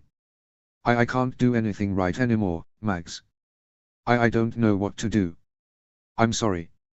Magnus's heart broke, but as much as she wanted to just hold him and tell him things were going to be okay, she knew she had to be the older sibling. She had to be firm and strong or else he'd never get back on his feet. "Eric, look at me." It took a minute but he finally made eye contact. "Taryn did the right thing. You know that, don't you?" Eric nodded. I am not good enough for her." "Honey, it's not like that. You're a great young man and she's a bright young woman," Magnus said as she held his face in her hands. "But, when tragedy hits like this, even the strongest married couples have to fight hard for things to be okay again. For a young couple who is still learning to trust each other, that's a lot of pressure. You guys got hit on both sides." Eric sniffed. "I'm sorry I didn't show up today. I'll make it up to you next time, I promise." Magnus bit her lip and exhaled. "Eric." "What?" I don't think." Magnus sighed. "Greg and I talked, and we think it would be best if you took a break from the kids." Eric felt bile rise in the back of his throat. He blinked at her, unsure if he'd heard her correctly. "Not permanently and not for a specific amount of time, but..." Magnus tried to explain. "Eric, we want to trust you with our children, but if we can't trust you to pick them up on time like today, then what's to say something else won't happen? Something much worse." Tears burned in Eric's eyes. First Aud and Kurt, then Taryn. Now his sister wouldn't allow him to see his niece and nephew. Literally the only pure light left in his crushingly lonely life was being taken away. "Mags, what do you want me to do?" "I'll do whatever you want me to make it up." "Eric. Eric, breathe. Breathe." Magnus ordered. Eric grabbed at his hair, trying to kill the rising panic. He whimpered pitifully when she tightened her grip on his forearms. "This is why, Eric," Magnus said in a firm, gentle voice. "You're not stable. Now you're calling me crazy." Eric cried out, tears dripping down his face. "Just because I screwed up with your kids one time, purely accidental, suddenly I have mental problems." "Eric, I said you're not stable. Listen to yourself, honey, you can't even think straight." Magnus's eyes filled with tears at seeing her baby brother break down so easily. "Hey, come here." Eric buried his face in her shoulder and cried. "Don't send me away, please." I can't do this, I can't do this alone. I know, Eric. You need help, someone to help you. But I can't risk my own children's safety. I know you'd never hurt Lala or Garrett, never. But while you're struggling like this, Greg and I think it's better if we all take a few steps back. I know you'd never forgive yourself if you accidentally hurt them. This isn't just for their protection, it's also for yours, because we love you. Magnus kissed his cheek and hugged him tighter. We love you, Eric. I still want to see you whenever we can. Just, not babysitting. Eric felt dull and pointless. Literally every planted seed of goodness was officially replaced by the choking weeds of despair. Nothing else existed except the pain and anguish he felt inside. One more hit and he knew he was going to shatter. Magnus pulled back and kissed his forehead. I want you to go home, okay? Try not to fight with anyone, just try to stay positive. I know it's hard right now, but it will get better one day. I promise. Eric stared at her blankly. People have been saying that since Dad died. It's only gotten worse, Magnus. With that, he turned and walked between the houses. Magnus watched him until he disappeared, wishing more than anything that she could take some of his pain. Eric arrived at home just as the sun was setting for the night. Before walking through the front door, he wiped his face to clear it of any residual tears. The first thing he saw was his mother making dinner, only 3 portions, he noticed. You're late. Lara said coldly. I told you to be back before sundown. The sun just set. Eric snipped before he could stop himself. Don't talk back to me, young man. Lara shook her head. The sooner as you learn to take responsibility for your actions, the sooner I can start giving you more freedoms. Okay, fine. I was late. Eric stomped toward the stairs in an attempt to get away before he could talk to anyone else. Lara beat him to the staircase, her arms crossed and her mouth in the thin-lipped glare that sent a flicker of fear through his body. What? What do you want now? I am your mother. Lara huffed. A little respect is in order. Since when? Anger replaced the fear and in an instant, Eric was incensed. What have you done to earn it? You're always treating me like a burden. You dare. Lara took a step toward him that sent the waves of fear back through him. I gave birth to you on Snoggletalk. I have sacrificed my time and energy to raise you, to provide for you, to cook for and clean up after you. Because you had to. Eric grumbled. Because I love you and want what's best for you. Lara hissed through gritted teeth. And you were not an easy child to love. Dad had no problem with that. Eric coldly replied, physically forcing himself not to shake with fear at his mother's glare. Oh, I forgot, your father was perfect. Lara threw her hands up in exasperation. I'll never compare to his incredible parenting skills, I am always the bad guy. He wasn't perfect but at least he cared. Eric took a step back despite himself. You never did. Oh, Eric. Lara ran the palm of her hand down her face, looking suddenly miserable. This is why we can't have a decent conversation. You're always pointing out what I did wrong. You did plenty. And there you go, not taking responsibility for your actions. Lara sighed deeply. I have tried but you insist on pushing back. We can't have a decent relationship when you blame all of your problems on me. Since when do you want one? Eric asked in a low tone. You're my son. Of course I want one. Lara replied. You don't have to sabotage your own happiness, Eric. It saddens me to see you do this to yourself. Why are you saying all this? Eric shook his head, utterly confused at his mother's words. I'm your mistake. I never said you were my mistake. Lara said emphatically. Why would I? Yes, you're always implying it. Eric ran his fingers through his hair. And you always read too much into things. Lara shook her head again and walked toward the pot over the flames. But I never said that and I would never imply such a thing. Eric stood stock still, his mouth agape. He had no idea what was happening. Had he really been reading too much into his mother's words? Was he to blame for all of their issues? His mother had sacrificed a lot for him, this much was true. But was he blaming her for his own problems? Eric's mind was spinning so much, he could barely get any words out. It's okay, Eric. Lara smiled at him. I can forgive you if you show me that you can take responsibility for your actions and your problems instead of blaming them on others. So it was my fault too.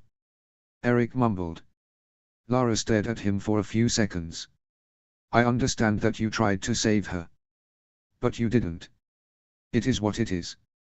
So it is my fault. Eric said softly. You could have stopped her.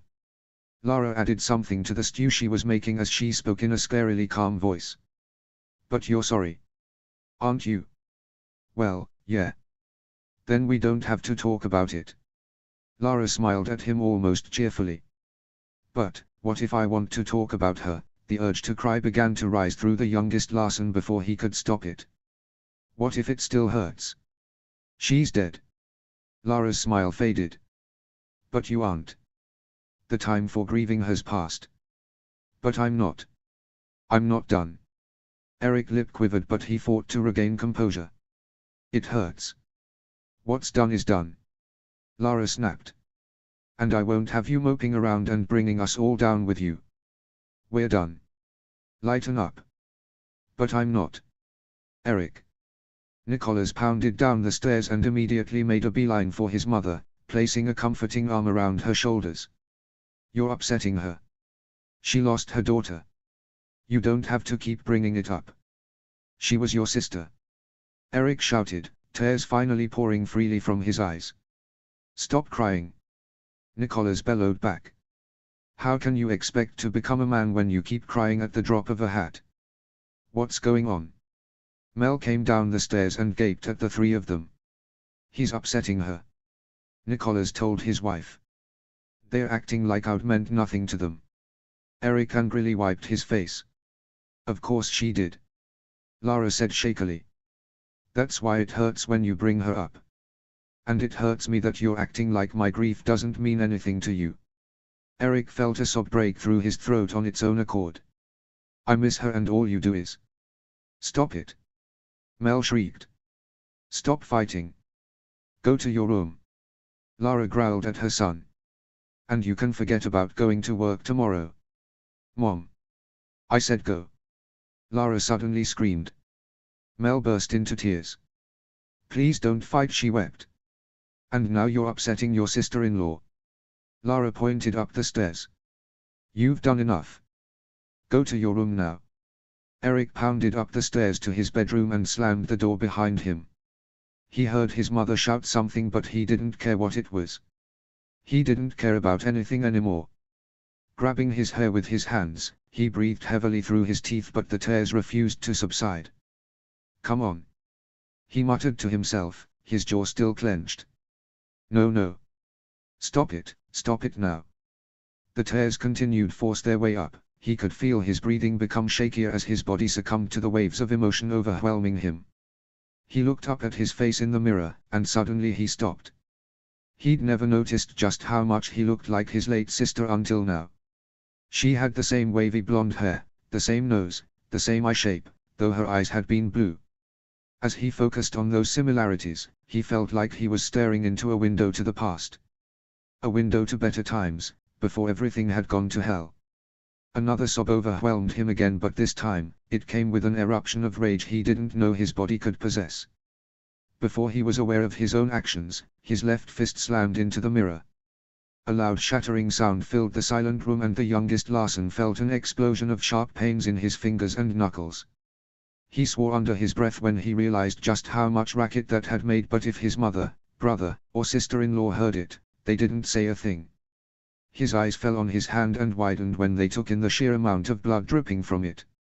Instantly, he hurried over to his bedside table and opened the drawer containing a few spare bandages. He grasped them in his right hand and took them over to the shards of broken glass on the floor. Dozens of teal-eyed reflections stared up at him. It was when he was on his knees, his injured and open hand suspended just over a large shard of the mirror, that the realization hit him. He had stopped crying. Even more surprising was that he didn't want to cry anymore. He watched the blood drip steadily from his fingers in fascination. Filthy blood he shed with the very people who hated him most. Drops were raining down on the shard, making a steady, almost soothing dripping sound as they landed. Suddenly, it dawned on him. Something had to come out. He had been foolish to assume that crying would be the only release from the agony in his soul. He stared down at the blood-splattered shard and, for a split second, saw Out's face staring back at him. Mocking him for not rescuing her when he was mere inches away. He deserved to be punished for his failure. Eric grasped the shard in his left hand and suspended it over his right wrist. This was for Out. Slit. Blood immediately dribbled from the cut he had made. He watched its progress down his arm with fascination. He held up the shard again. This was for being a filthy, unlovable person who didn't deserve any of the blessings he had received over the years. Slit. This cut was deeper. Blood from his second cut mingled with the blood streaming from his first and soon both ran in red rivers down his arm. He hardly felt the pain anymore. What mattered was getting out that horrible, disgusting blood running through his veins. Eric was consumed with a desire to rake his arm with the shard, to spill out the contents of his veins until there was nothing left. He needed to cut out the Larsen blood he shed with the dead he had loved and the living he did not. He knew what he needed to do now. He needed to be punished. He needed to cut. He needed to bleed. Slit. Chapter 9, Joining Ranks. Chapter text. And that's why I don't eat meat unless I sniff it first. Cliff finished his sentence with a proud grin and turned expectantly to his co-worker. Eric was just putting his face in his hands and begging the gods for a quick death. The boy never shut up and never left him alone. Halloo, Burke to Eric. Eric looked up and jumped when he took in the sight of Cliff's face less than an inch from his own. You okay, man? Look, Eric sighed, can we just work in silence? What's the fun in that? Cliff scoffed at his idea. I mean, if you really need silence, we can stop talking, but then it'll get boring and monotonous and the whole day will drag, and then in 50 years when we're telling our grandchildren about our youth, we'll talk about the long stretches of silence and how we wish we could go back and fill them with the sounds of birds singing and the laughter of children and all the amusing anecdotes that never got told. Cliff, I swear to Thor if you do not shut up right now. Okay. Cliff held up his hands in a surrendering position. Blissful silence permeated the room and Eric breathed a sigh of relief.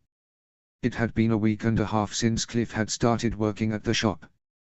His work was quite good and he enjoyed beading, which meant that Eric could now avoid that aspect of the job entirely. But the Smedley boy had an exceptionally annoying habit of chatting constantly. Even break times weren't very restful because Cliff had apparently decided that, as peers, they needed to spend every moment together. Horst was no help at all. He seemed to enjoy the boys' enthusiasm and humor. Well boys, that's about it for the day. Horst announced, walking into their workshop with a smile. I'll see you on Monday. Great. Eric grabbed his satchel and was about to hightail it out of there when Horst stepped in front of him. You go on ahead, Cliff. Horst told the other apprentice. I want to talk to Eric for a minute. Sure thing. See you Monday. Cliff chirped before rushing out of the door, presumably to the Great Hall for some dinner. How are you doing? Horst asked once Cliff was out of earshot. No different than yesterday. Eric sighed deeply. Look, she hasn't forced me to stop coming in again, okay? Your orders will come out on time, as promised. My orders aren't why I ask. Horst sat down on Cliff's vacated chair. And they're not why your mother and I argued. I know. Eric reluctantly sat back down in his own chair. Well, don't worry about it. Mom knows better than to forbid me from working again. You certainly set her straight. This was true. The day after Cliff had started, Horst had stormed up to the Larsen home and bellowed at Lara until she finally agreed to let Eric come into work. Eric had been half asleep at the time, but he had heard Horst shout something about him needing to be out of the house and asking his mother how he was supposed to heal when he was locked up at home. Lara had some choice words in response to that, but it was the threat of barging into her home and dragging Eric out despite her protests that won out. The youngest Larsen truly was grateful for his mentor's actions that day, but with Cliff chatting his ear off day in and day out, there wasn't much relaxation in his life. Horst was quiet for a few seconds after Eric's previous statement. His eyes flitted to the bandages on the boy's wrists. Eric had claimed he'd burned his wrists in a cooking accident, but the older man suspected he was lying, particularly since he hadn't met the man's eyes as he'd said it. There was something suspicious about the whole thing, but if Eric was unwilling to discuss it, there wasn't much Horst could do about it. Well, listen, if you need anything, don't hesitate to ask, Horst said with a small smile. My door's always open. Thank you, said Eric, sounding legitimately thankful. Well, if there's nothing else you need, you can go. Horst stood up and stretched. My wife already complains about the amount of overtime I spend here, so I shouldn't keep her waiting. Come by if you need something. Thanks, but I doubt it. Eric nodded once before grabbing his satchel and jogging out into the cooling evening air outside. Charger made a sound of delight and head-butted him the moment he had gotten 5 steps away from the shop. Eric massaged his ribs, scowling at his dragon. What, did I forget to feed you? He griped, feeling distinctly grouchy. Charger made an odd grumbling sound in his throat. The Nada had been feeling neglected, and it was about time his human knew and reacted accordingly. He leaped forward and pinned the boy to the ground, licking his face with enthusiasm. Charger, stop! Eric bellowed in irritation. What is wrong with you, you crazy dragon? Charger growled at him but continued to pant in Eric's face. His breath, like all dragons' breath, smelled like raw fish, and it was beginning to make Eric physically ill. He wasn't altogether sure why his dragon was annoying him this much. He'd picked the crazy charging dragon in the first place. He knew Charger would be difficult to train and that he'd have more energy than he could contain. So why was he starting to dislike his own dragon? Get off! Eric bellowed at Charger, forcing himself up as best he could. Charger slid off his human, his large yellow eyes wide with disappointment and, quite possibly, deep sadness at the dramatic shift in his human's affections. Giving Eric one more doleful gaze, he flew away, presumably to find Signa. Eric watched his dragon disappear into the horizon and was struck with the odd desire to call him and apologize. The desire vanished almost as quickly as it came up. Charger was about as annoying as Cliff, and the last thing the youngest Larson needed was the presence of more annoyance. Shrugging off his guilt, he walked back home with his hands in his pockets, hoping that his mother wouldn't be there. Adriana traipsed down the stairs comparatively early the next morning, tying her long hair behind her head as she went. Hiccup was already seated at the table, watching her as if he'd been waiting for her to show up for a while. The girl smiled weakly at him as she sat down in front of a generous serving of eggs. Morning, she said automatically. Yes, it is. Hiccup put down his fork and leaned in. And I've got the day planned out. Well, half of it. I have to do a bit of setting up. Oh. Right. Adriana's smile became genuine. Our date? Yep. Hiccup chirped. So meet me at the academy at 3. I should be done by then. Okay. Adriana nodded, biting her lip.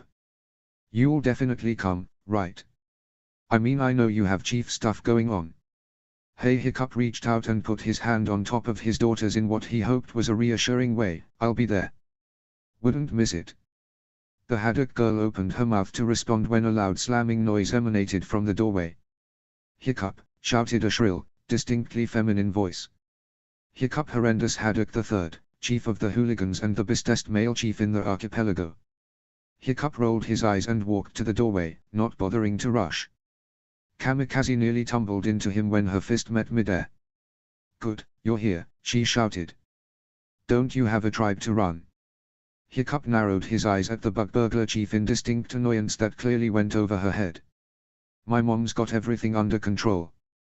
Kamikaze waved her hand as if physically pushing aside his comment. And I've solved all your problems. Really? Hiccup deadpanned, raising an eyebrow. I appreciate it. Well, not all of them. Your village is still in shambles and there's this Hypernada annoying everyone, but aside from that, your worries have ceased. I've found the cause of your disturbances, she proclaimed, opening her arms wide as if expecting him to hug her. Is that so? No need to doubt me, Mr. Smartypants, come see for yourself. Kamikaze grabbed his arm and dragged him toward the village. Academy at 3, don't forget. Hiccup managed to call to his daughter before the woman slammed the front door. Kamikaze nearly dragged Hiccup down the slope between his house and the village, her vice-like grip never easing for a moment. Hiccup nearly tripped several times on the way down, but he knew that to argue would be pointless. His fellow chief had the stubbornness of Toothless on a rough day. "Why are we headed toward your place, your temporary place at that?" Hiccup asked impatiently when Kamikaze finally stopped him in front of the house in which she was staying. Kamikaze threw open the door. "Tather." Hiccup peered into the main room, at a complete loss for words. A single green terrible terror sat in the middle, looking deceptively innocent. The act might have been effective if it weren't for the trashed room and slip of parchment dangling from his mouth. "So, you're saying a single terrible terror broke into all those businesses and trashed them for no reason?" Hiccup crossed his arms. "You catch on fast." Kamikaze punched his shoulder before skipping in through the door and picking up the creature, who cooed almost affectionately at the human's touch. "You can lock him up until he confesses, but I think with a little training, he'll have learned the error of his ways. I've named him Spiker." "He doesn't have any spikes." Hiccup raised an eyebrow. "You know that and I know that, but he doesn't know that." Kamikaze hugged the terror to her chest possessively. "That doesn't even make sense." "Oh, don't listen to him, Spiker." Kamikaze petted the dragon's head affectionately. "He doesn't mean it, he's just grouchy because I solved the big mystery before he did." "You're seriously telling me that this terror waited until all of the business owners were away from their stores, trashed the places without setting fire to anything, and covered his tracks by leaving behind no claw marks anywhere?" Hiccup asked through a drawn-out sigh. "He's so smart." Kamikaze nodded vigorously. "Just like what he did here. There are scorch marks everywhere and scratches on the wall. Plus it smells like he used this room as an outhouse." Hiccup shook his head. "Spiker could definitely use some training and this room could use a good cleaning, but I don't think he's the mastermind behind the vandalism." "You're no fun." Kamikaze pouted. "Right. Sure. I'm going now. Big day ahead and I've got a lot of setup to do, plus I've got to act as chief of this whole tribe. In fact, if I don't leave now, I'll be late to the naming ceremony I'm supposed to be performing." Hiccup rattled off. "But thanks for your contribution." It was an interesting theory, he added at the disappointed expression on his fellow chief's face. Nothing could be more freeing than a Saturday. Now if Saturday could actually make a person feel happy again, Eric was sure the day would be even more special. But he wouldn't complain. Though he still felt like garbage and hated himself more and more every day, he couldn't help but feel a small sense of relief in taking a peaceful, mid-afternoon walk along Berk's coast. Waves crashed across the crags below. He blinked the salty sea spray out of his eyes and kept walking, focusing on his footsteps. Wouldn't do to slip and plummet to almost certain death. It would be quick though, maybe a better option than his current issues. There was still a small part inside that was keeping him attached to the world. Though the number of slits on his forearms seemed to be increasing, anytime he felt the greedy desire to just end it, end his life, he wasn't sure what, if it was his father's ghostly spirit calling out to him, staying the blade from doing the worst. He wasn't sure if it was guilt or fear. Whatever it was, no matter how miserable he felt, he couldn't do it. Just seeing the blood and feeling the physical pain seemed to dull the emotional agony. Somehow it helped him focus. Maybe because he was quite literally draining away his life source, so his body was actually going into protective mode. Maybe he was saving himself without even realizing it. Eric puffed his shaggy bangs out of his eyes with a short eye roll. How hypocritical could a guy get? The teenager scowled at the wrist guard on his right arm. The cuts were itching again. He flexed his fingers in annoyance, willing the uncomfortable sensation to go away. He even tried rubbing the guard against his belt in a furious up and down motion, yet the guard was, well, guarding the cuts so well, nothing could make them stop itching. He'd have to take the guard off and risk bleeding. If he wasn't already bleeding. Eric huffed in muttered frustration. Probably ruining perfectly good leather. There were two reasons to wear the wrist guards: one, to throw suspicion. More than a few times he noticed Horst taking a few concerned glances at his bandaged forearm, as had Cliff. His family of course didn't care or was too scattered to notice. He bumped into Hiccup a few days ago and he'd even asked what had happened. He almost felt bad lying that it was a cooking accident, but what was he going to do? Tell the truth. Yeah, right. Second reason to wear the guards, he'd had this brilliant idea the night before to go shooting. He hadn't taken his bow out in a while, for obvious reasons, and it wouldn't be a half bad idea to get some exercise in the wilderness, away from anybody and everybody. The wrist guards would be a good disguise and he could buy some new clothes on his way home. He was paying for that dash of brilliance with a torturous itching sensation so horrid that it made him want to scream. It was worse than the Burkean mosquito pox, and that was saying something. Itchiness aside, Eric could feel the calluses forming on his fingers from shooting. He'd decided to leave home early before being nagged by Mother Goose, so he'd left at the crack of dawn. The glowing sunrise had given him enough light to see in the dreary woods. By 9 in the morning, he'd shot 3 small pheasants and a rabbit.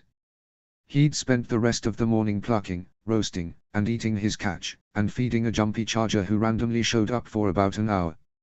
His dragon had eaten most of the catch since he wasn't very hungry. Charger seemed to get bored once he realized his rider was, once again, not in the mood for a ride.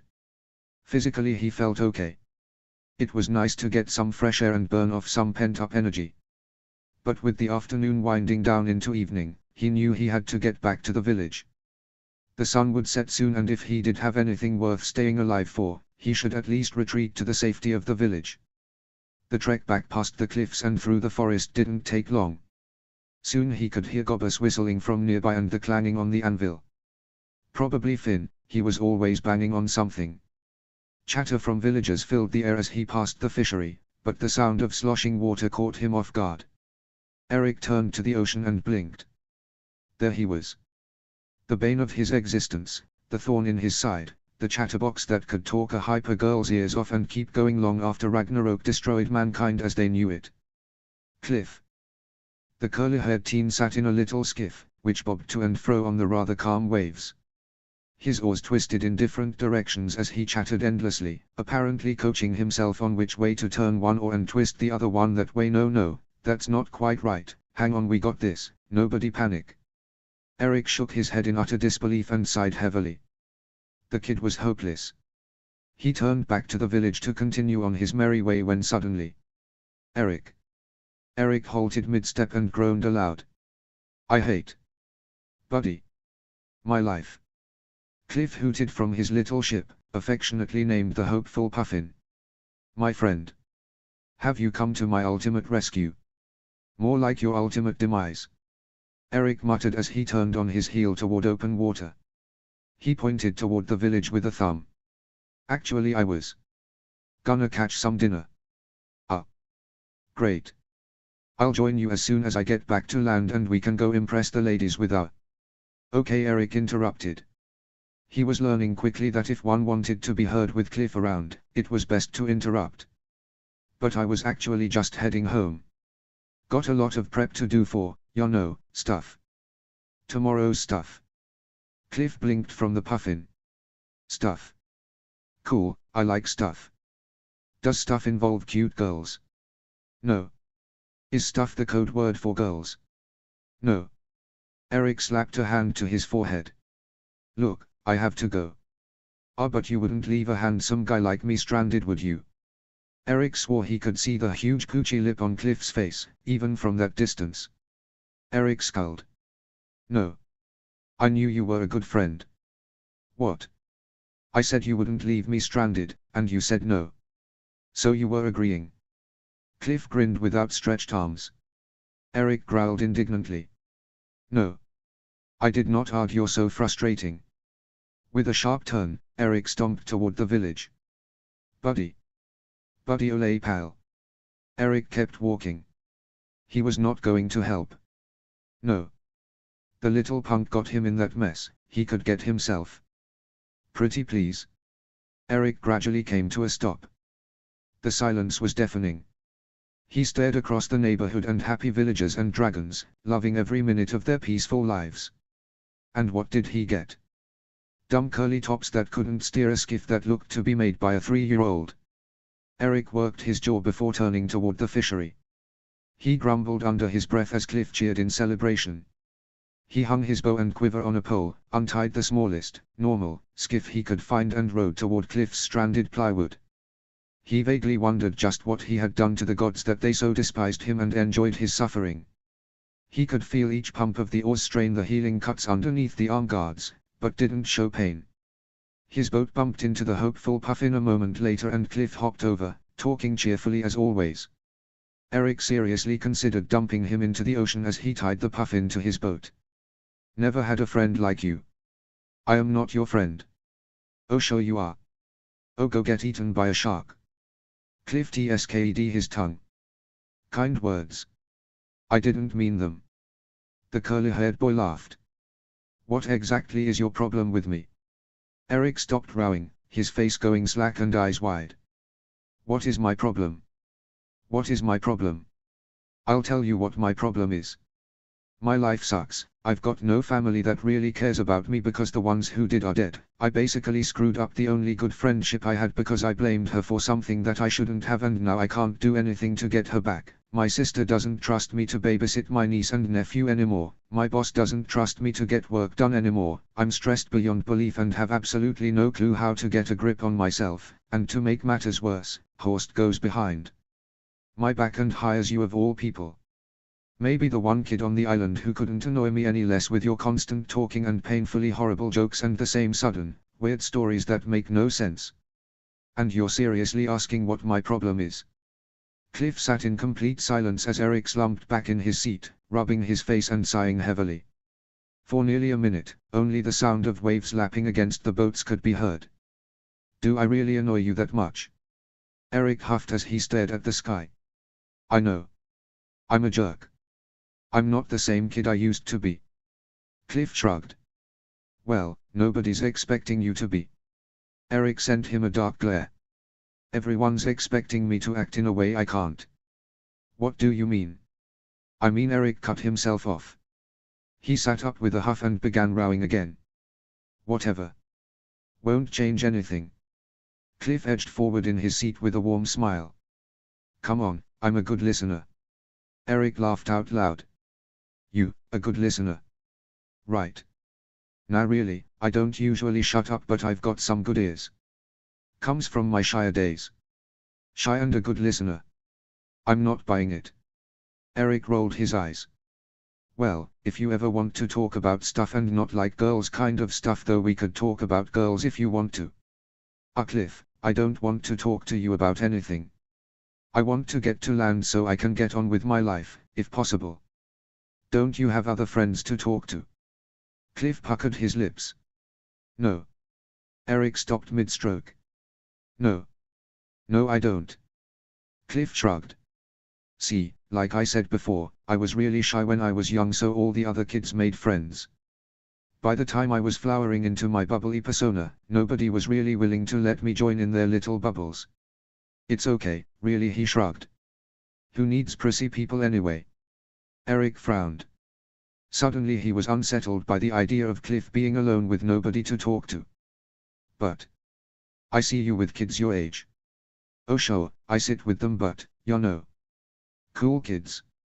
You've got to earn your right to talk. And why do you say it like kids my age? You're only a year and a half older than me. Cliff smirked. Eric avoided eye contact and kept rowing. The trip back was taking a lot longer than the ride out there. I feel a lot older. There was the look. Pity crossed Cliff's face and suddenly Eric wanted to dump him back into the ocean. Cliff either didn't notice or realized his mistake, because the expression was fleeting. So do you want me to take an oar? I'm not great at rowing but with the current. Current. Eric yelped, whipping around to see the berk, right there. He pinched the bridge of his nose. What? Current. We're not going anywhere. Hey, there's a small current or we'd be getting there faster. Eric wanted to drown himself. Ocean currents aren't slow, they suck you out pretty fast. Isn't your dad the head of the fishery? Cliff blushed. Why do you think I was looking for a job? Fishery isn't exactly my calling. Eric glanced at the hopeful Puffin. I'll say. Oh. I haven't told you yet about how I built my ship. Chip. Yeah, the hopeful Puffin. You were just looking at it. I'll regale you with stories of our great adventures together. Oh, shut up and take an oar. Through much agony, frustration and torture on Eric's side, and laughter and epic storytelling skills on Cliff's, the boys eventually reached the docks. It turned out that Cliff didn't improve their speed at all. He was so clueless when rowing a boat that Eric had to bite his tongue to keep from cursing or throwing a tantrum. The cuts on his arm burned and itched like crazy, he was sweaty and hot, and he was sure to get a verbal beating when he got home. Peaceful Saturday over. He literally dumped Cliff onto the dock, snatched his bow and quiver off the pole, and walked away as quickly as he could. He gave a sarcastic wave over his shoulder at Cliff's shouted goodbye and see you Monday, bruh. Eric made it halfway home, grumbling all the while, when a hand grabbed his sleeve and tugged him into a dark alley. He gasped in surprise and readied a fist to punch when he saw Cale standing there with a wide smirk on his face. Gonna hit me, Larson. Eric huffed and dropped his hand. What do you want, Cale?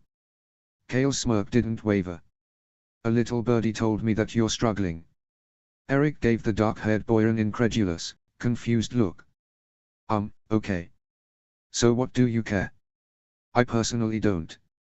Cale shrugged. I'm actually here to deliver a message. Eric shoved past and kept walking. Don't know, don't care.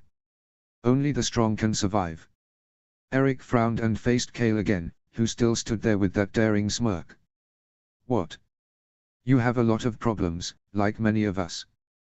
Cale bobbed his head to the side once. Most of us are told to cope with our problems, deal with it ourselves, get over it. Whatever the case or situation, we find ourselves falling for the same trap. Eric didn't know what the guy was talking about, but his curiosity was piqued. What trap? That weakness equals failure. Cale's eyes seemed to glint.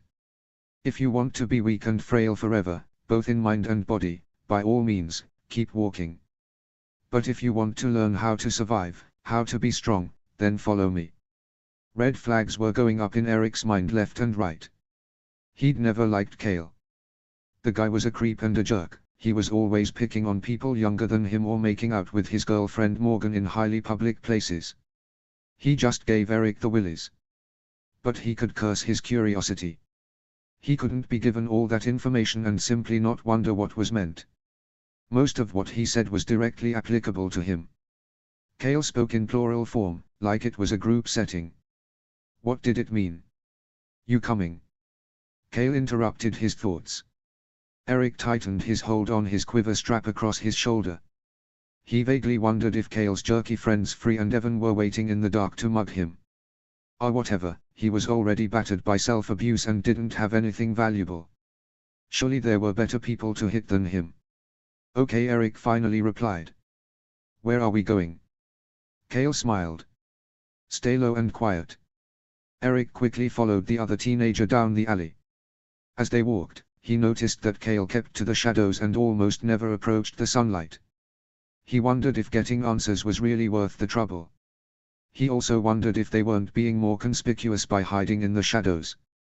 Wouldn't it be better to just walk casually to your destination, as opposed to very obviously hiding something? It didn't seem like a smart plan, but Eric chose not to comment. The boys neared the edge of the village when a familiar high-pitched ringing sounded from the air. Cale grabbed Eric by the shirt and pulled him into the house wall as Hiccup and Toothless whistled overhead. Eric watched them disappear and looked to Cale in confusion, but he was already on the move, ducking behind a nearby wagon. What was that about? Eric asked. Cale rolled his eyes. I told you to stay low and quiet. Obviously that bit of instruction means we wouldn't want to be followed or seen, especially by the chief. Why? Cale didn't answer. Instead he peeked out from behind the wagon. After a few silent breaths, he waved Eric forward and jogged toward the forest line. Eric kept up with him, wondering what exactly the 18-year-old would want to show him out in the forest. The farther they traveled, the more concern took over his curiosity. They ran past thick oaks and boulders, crossed a wide stream, and even past the famous cove where Hiccup had first met and trained Toothless all those years ago. It was fairly warm outside in the midday heat when the boys emerged from the forest and faced an old field. Crumbling rows in the dirt proved to be from an old farm maybe a few decades ago. Clearly the land hadn't been tilled in years. The dirt crunched beneath their boots as Cale led the way toward an old shack at the forefront of the deceased garden. "What is this place?" Eric finally asked. Cale smirked when they finally reached the door and rapped his knuckles against the old wood in a series of knocks, like a combination. The door swung open promptly and he turned to Eric. "The beginning of your new life." Eric wanted to say he was being overly dramatic about this whole thing, but held his tongue. Instead, he gazed into the dim room and stepped inside. Cale followed him in and the door promptly shut behind him. What Eric saw made him pause in confusion. Teenagers. A dozen scattered throughout the single yet spacious room, sitting on chairs around a table, on a nearby bench and countertop, or standing by the ancient, unlit fireplace. There were various ages present, the youngest maybe 13 and the oldest 18, like Cale. Eric recognized their faces and knew their names, but he was confused. Sure enough, as he'd suspected, Cale's two jerk buddies Free and Evan were present. Both were strong and loyal to Cale, but weren't the sharpest knives in the drawer. Standing beside them in all her glorious majesty, and choking perfume that permeated the air, was Morgan. Donna, the mean girl who'd always picked on Adriana over the years, stood next to her with a tenacious smirk that always made him nervous. There was also Thorin, a boy of 15, and a couple of girls named Jackie and Kylan were also present, though he wasn't as familiar with them. What surprised him most were the last three. Helga and Gunnar Ingerman sat at the table, the latter tapping his fingers on the tabletop nervously. He glanced at his sister, who sat there with a wild grin only her mother could replicate, with a hand wrapped around her boyfriend's shoulders. So Larson Finn broke the silence with a nasty smirk. "What do you think of my little posse?" Eric glanced around the room once or twice skeptically. He shifted a little when he glanced at Gunnar, who avoided eye contact like he wanted to be anywhere but here. "Your posse?" Finn nodded. "Yep. So, what do you think?" Eric resisted the urge to smile. "You want my honest opinion?" "Honesty is appreciated." "Okay." Eric looked around the room once again, his mind filling with questions. "One at a time though. First, I think I deserve some answers after being dragged across half of Burke." Finn gestured with a hand for him to go on. "Fire away." "It's not really a question, but mostly an affirmation." Eric dropped down the few steps in front of the doorway and approached the table. He crossed his arms and narrowed his eyes at Finn. "This is the group that the chief, your dad, has been trying to catch." "Trying and failing." Finn smirked. "I'd say we're pretty successful, wouldn't you?" "Oh yeah," Eric agreed. "How long do you expect this to last?" Free stepped forward. "You think we can't do it? We've survived most of the summer." "Relax, Free." Finn interrupted pointedly. "We don't want to jump the bow on our aggression, do we?" Eric was surprised at how the Free, an 18-year-old boy, was so easily silenced by a boy 3 years his junior. "Obviously you're the leader of this, what, gang? Is that what you're calling yourselves?" Finn leaned into the table with a shrug. "Call it what you will. Posse sounds cool, gang has a negative connotation to it but has a dangerous lilt that kind of rolls off the tongue, inspires fear into the people. I like it." A few of the kids snickered. Finn focused back on Eric. "But yes. I am the leader." Eric frowned, glancing at the wall above the fireplace where 3 old shields hung with frightening portraits of Viking women. He wasn't sure why the teens wouldn't remove them from the premises. "And let me guess. I'm here because you want me to join in on your ragtag team of followers because, why exactly?" Jackie snorted from her seat, her long auburn braid falling over her shoulder. "He's quick." "Why do you think I wanted him?" Finn snipped. "Honestly I think it's a waste," Cale scowled, looking Eric up and down like he was a potential enemy. "Perhaps he was. He's weaker than most of us here put together, so." Cale Finn interrupted calmly. "Make yourself useful and load us up. Supplies are getting low." Eric watched as Cale's face turned a dark shade of red. Again, he was surprised at how well Finn could dominate these older kids as if he was the older boy. He vaguely wondered if these guys were scared of him. He wouldn't kid himself, Finn was a pretty impressive kid. He was stronger than most kids thanks to his genetics, his reflexes were akin to none in battle practices, his mind was sharp and he was good at his job. He was the son of the chief and future chief himself. He was popular, had a great girlfriend. Pretty much everything Eric wasn't. But Eric didn't find himself envying Finn very much. Actually, he found that somehow he could relate to the 15-year-old. Finn gave off the illusion of confidence and strength by his willpower and physical prowess. But Eric knew loneliness and grief when he saw it. Without a word, Cale stomped out of the house and slammed the door behind him. Free and Evan scuffled after him, muttering to each other as they went. When they finally left, Finn returned his attention to Eric. Sorry. Finn didn't sound very apologetic. Cale's a jerk. I don't need people to tell me my problems, I know about them well enough. Eric griped, annoyance lacing his voice. What even is this place? Ever heard of mildew? Helga asked. Old guy when our parents were younger. This was his place. Finn scratched his cheek. It's been empty for years and nobody ever comes out here. I figured a while back that it was a great place to hang out, but it serves as an even better hideout. So this is where all your drinking parties happen too, I take it. Helga smirked. Did you want an invite? Ah. No worries, Finn interrupted. You'll have free invites to things from now on. I'm not really interested in drinking.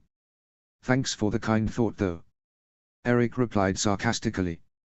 With the toe of his boot, he pulled out a nearby chair and sat down across from Finn. The boys watched each other in silence until Kylan, a young, curly-haired blonde girl, spoke up. So you're an archer? Eric shrugged. I can shoot. I'm not great but I'm not terrible. It's actually the best experience you have with a weapon. Finn commented. Eric made a face. What, do you watch me in my free time? No, I'd get bored. Okay, Eric huffed and sat forward. So you guys choose random locations on the island to vandalize, why? Just for a thrill. What's the point? Finn smirked. Everyone has what I like to call a fatal flaw. My aim is to help others eliminate theirs as I've eliminated mine. By shirking authority. Eric dared. Thorin frowned from his seat. Are we sure he's not going to turn us in? He doesn't sound as on board as you said he would be. Finn waved a hand in annoyance. Relax, he's been here 5 minutes. This is one of his strong suits, but I do agree that we need to establish some trust. It could also be a fatal flaw. Eric frowned. What could? You're honest. Brutally honest. Finn's gaze was penetrating. You don't take anybody's crap and you're a loyal, hard worker when you put your mind to something. But sometimes it's hard to tell which side you're really on because you're so, flat out sarcastic in a way that only my father or sister could rival. You're loyal to your chosen few that you care about, but when tension gets high. Finn shrugged. You don't seem to do well under pressure. Fatal flaw. Eric swallowed, trying not to take offense. So why would you want me?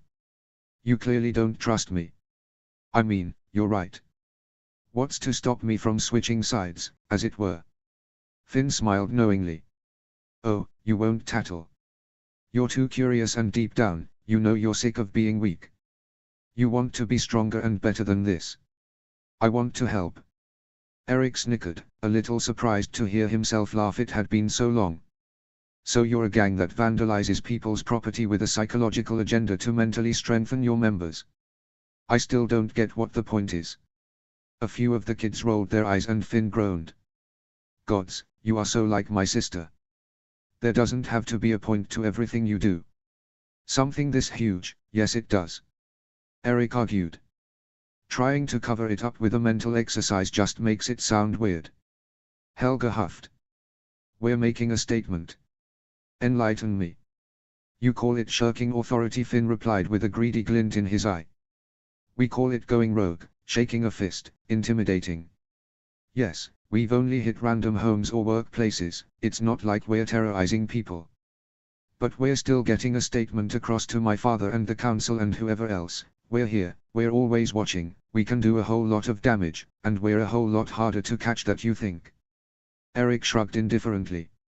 So why me? You've got quite the group here, I can see where you have the brains and guts. He nodded to the Ingermans. And the muscle in Cale and the boys, and I'm not really sure what the rest of you are for. Dana sneered. I'm here for the show. I'll do diversions when necessary, but that's it. Morgan inspected her nails. I'm here for Cale. Of course you are, Eric sniffed. Everyone has a job and purpose. Everyone has the right to speak up, and there really aren't many rules. Finn boasted. Until someone steps out of line, right Finn? Eric asked casually. Finn's eyes locked onto his. Eric shrugged. You know, sometimes people in authority get a little too headstrong and abuse their opportunities. They don't like it when they are contradicted. Eric waited for Finn to get angry, but instead he smiled cruelly. This is why I like you. But on a serious note, I want you on my team because first, I need equipment for our next few hits, which you can easily get from the leather shop. Second, I want information. You and my dad seem to be on good terms. I know you have impeccable hearing and can overhear conversations really well, even when you're completely zoned out. I've seen it. You'll be staring off into space while people are talking, someone will say your name and you'll be right there, having followed the conversation the whole time. Finn shook his head. Your attention skills honestly do astound me. Third, you're smart and perceptive. Like I said, you don't take anybody's crap, you think through your thoughts and actions before doing them, and I admire the streak of rebelliousness that you have. I can work with that. For what? Eric asked. What do I get out of it? Define true strength, Finn, sell me. You know weakness and helplessness just as well as I do. Finn leaned forward. There are few people that I can relate to in that matter. It's not fair, the things that happen to us, and we're just told to take our time to grieve and heal, and someday life will go back to butterflies and roses and everything will just be okay. But it's not, is it? Eric dropped his eyes to the table. He felt his resolve crumbling and all he could hear was Finn's words. I don't know about you, but I'm tired of being reminded every day of my weakest moments. It's only by fighting hard and staying strong that I survive every day, and if I see others struggling in the same way, I say we take arms and fight the battle together. By vandalizing people's homes? Eric asked a little skeptically. Finn shook his head. It's not about the homes or the work areas. It's a different kind of coping method. Some drink their lives away, some run away and hide, some cut and injure themselves. At least we stay proactive and kill the pain with pain. We train physically and we pull stupid stunts and make dumb choices, and while the adrenaline rush is pretty addicting, you'll find that it's pretty effective. Learn to be strong and brave, and kill weakness before it kills you. You've drowned in weakness long enough, don't you think? Eric remained silent for several minutes. At the core of his thoughts, he kept thinking over and over that the whole thing was silly. Finn tried to justify it with an adrenaline rush and the desire to kill weakness, but how would vandalizing people's homes and livelihood kill the pain? How could that kill the pain growing inside him every day? At the same time, he realized, he was beyond tired of the emptiness inside. He was tired of feeling helpless and alone and scared that anything could happen at any time. He never did anything extracurricular. If he wasn't working, then he was at home hiding from his mother. Gustav and Magnus weren't checking on him. Hiccup was too busy being chief and trying to track these guys down. The more he thought about it, the more attractive it sounded. He did want to kill his weakness. He wanted a team that he could depend on. He wanted to be strong. Locking eyes with Finn, Eric smirked. Where do I start? Chapter 10, Laying Low. Chapter text. Cale slammed the door open and marched into the winery, muttering under his breath. Evan and Free scurried behind him, grabbing the door and gently closing it and picking up barrels he'd knocked over. Cale, breathe man, Free warned. We have to be quiet. Shut up. Cale growled. He came to a stop and huffed angrily. I am so tired of that puny kid talking down to me like he's so much better, always with that smug grin on his face like he's the best. It's fearless Finn Haddock. Evan rolled eyes. According to himself, he is the best. Well, I can only take so much of it. Cale muttered. If he keeps this up, I'll wring his skinny neck with my bare hands. Free rolled his shoulders. I'd be right there with you, but now's not the time for that. We'll put him in his place soon enough. But for now we'd best just do what he says. With people hanging around tonight, we do need more supplies. Let's just grab a few small barrels and leave through the back. Cale grunted in response, but complied. The trio scoured through the barrels of mead and wine, making a few selections. Obviously they couldn't load up as much as their usual nightly raids. It was currently broad daylight and they needed to look as inconspicuous as possible. Luckily, Evan worked in the winery, so it wouldn't be completely out of the question for the other boys to be seen helping him carry his load. As long as they didn't run into Evan's boss, they'd be pretty much home free. Teenagers never worked on the weekends after all. They worked silently and quickly, but after nearly 10 minutes of silent work, Cale suddenly straightened. Did you guys hear that? Free and Evan paused, waiting patiently. Evan shook his head. Nope. You're hearing things. No. Cale whispered, motioning for them to come closer. It sounded like the door. From the corner of his eye, a shadow moved behind Evan. Before Cale could make a sound, an axe handle slammed into the side of Evan's neck and he collapsed with a yelp of pain. Cale dropped his chosen products and sprinted toward the back door. Free tucked and rolled to avoid the oncoming hit, and ran after Cale. The boys heard a silent jing before a large, double-bladed axe slammed into the door handle, effectively cutting them off. Free and Cale whipped around, fists ready to attack. Their assailant stood in the shadows for a moment before lunging forward. Cale attacked him with a swift uppercut toward the face, but the man rolled under the attack, dodged Free's punches, and managed to kick Cale in the backside when he popped back to his feet. The attacker kicked Free in the ankles and sent him sprawling. He smacked his forehead on the edge of a crate and cried out in pain, clutching his head. Cale growled, throwing all his strength into his attacks. He threw jabs, uppercuts and hooks, even an overhand, but he realized this individual was very good at hand-to-hand combat, even in the darkness of the room. Cale felt himself tiring out when the man socked him right in the face. Pain exploded across his face and he felt a wetness on his mouth that signaled a bloody nose. He had no time to register a counterattack when his assailant was on him again, jabbing him in the ribs. He saw a flash of blonde and came to his senses a bit. He ducked under the next jab and slammed his fist into the man's ribs. Cale heard the grunt of pain, but was shocked to realize it wasn't a man at all. It was a woman. Now he was angry. Not only had they been caught, they were being taken out by a woman. Grabbing a small barrel nearby, he threw it over his head toward the woman, who nimbly dodged. Cale reached into his boot and whipped out a long, thin blade. Put that down. The woman ordered. She sounded vaguely familiar, but Cale didn't care anymore. His honor as a man was being put into question. This doesn't have to get any messier than it is. Sure, it does. Cale spat blood toward her. Only thing between me and that door is you. If I have to use extreme measures, I'll. Cale, I'm warning you, the woman interrupted again. Put the knife down. Anyone with 2 brain cells would have complied.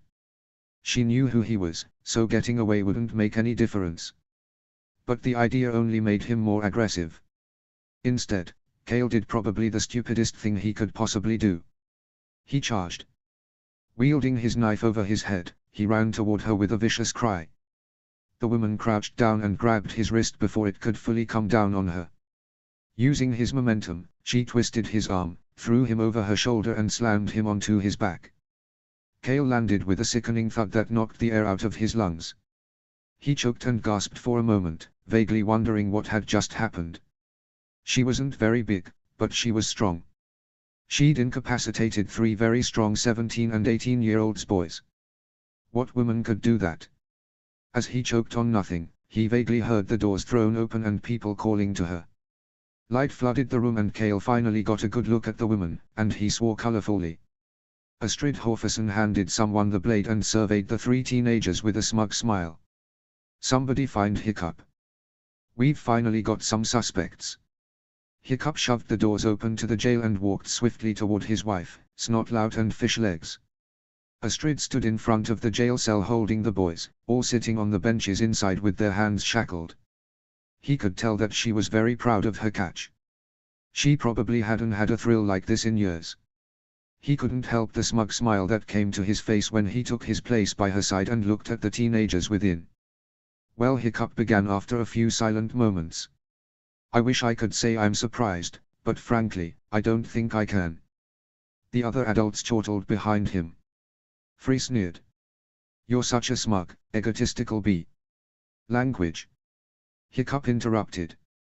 Let's make everyone's lives easier and just cooperate, okay? Anybody want to explain what you three were doing in the winery? I work there. Evan spoke up. He had to talk with his head sideways with the large bruise forming on the slope of his shoulder. They were helping me organize some. Cut the crap, Evan. Snotlout interrupted. We know you were there to steal stuff. Don't think we haven't noticed the shortages and missing products over the last few months. Besides, teenagers don't work on the weekends. Fishlegs concurred. You can't prove it was us the other times. Free spat. You seem pretty anxious to prove your innocence, Free. Luckily, I don't have the time or patience for those kinds of investigations. Hiccup simpered. We don't have solid proof or witnesses for the other break-ins, but we do for today. That's enough for us to convict you right now. Evan pursed his lips and gazed at his boots. Free grumbled under his breath and swiped the drying blood off his forehead, but Kale stared at Hiccup dead on, like he wanted to lunge through the bars and choke him. Hiccup leaned on his forearms and clasped his fingers through the bars, watching them silently. Do you boys know what some countries do to thieves? Let's go over it, shall we? I'll paint a picture. Hiccup gazed at the ceiling. I mean, really, a jail cell isn't a grand palace, but you guys have got it really good. You could be tied to a post and beaten to a bloody pulp, one after the other, in front of everyone in humiliation. Or you could lose a few fingers or a hand, sometimes even an arm. Hiccup shrugged. Yeah, or my personal favorite, drawing and quartering. Hiccup smirked at the horrified expressions on Free and Evan's faces. Oh yeah, some countries are quite brutal with their thieves. Banishments, branding, drowning, hanging, there are loads and loads of options for punishment out there for thievery.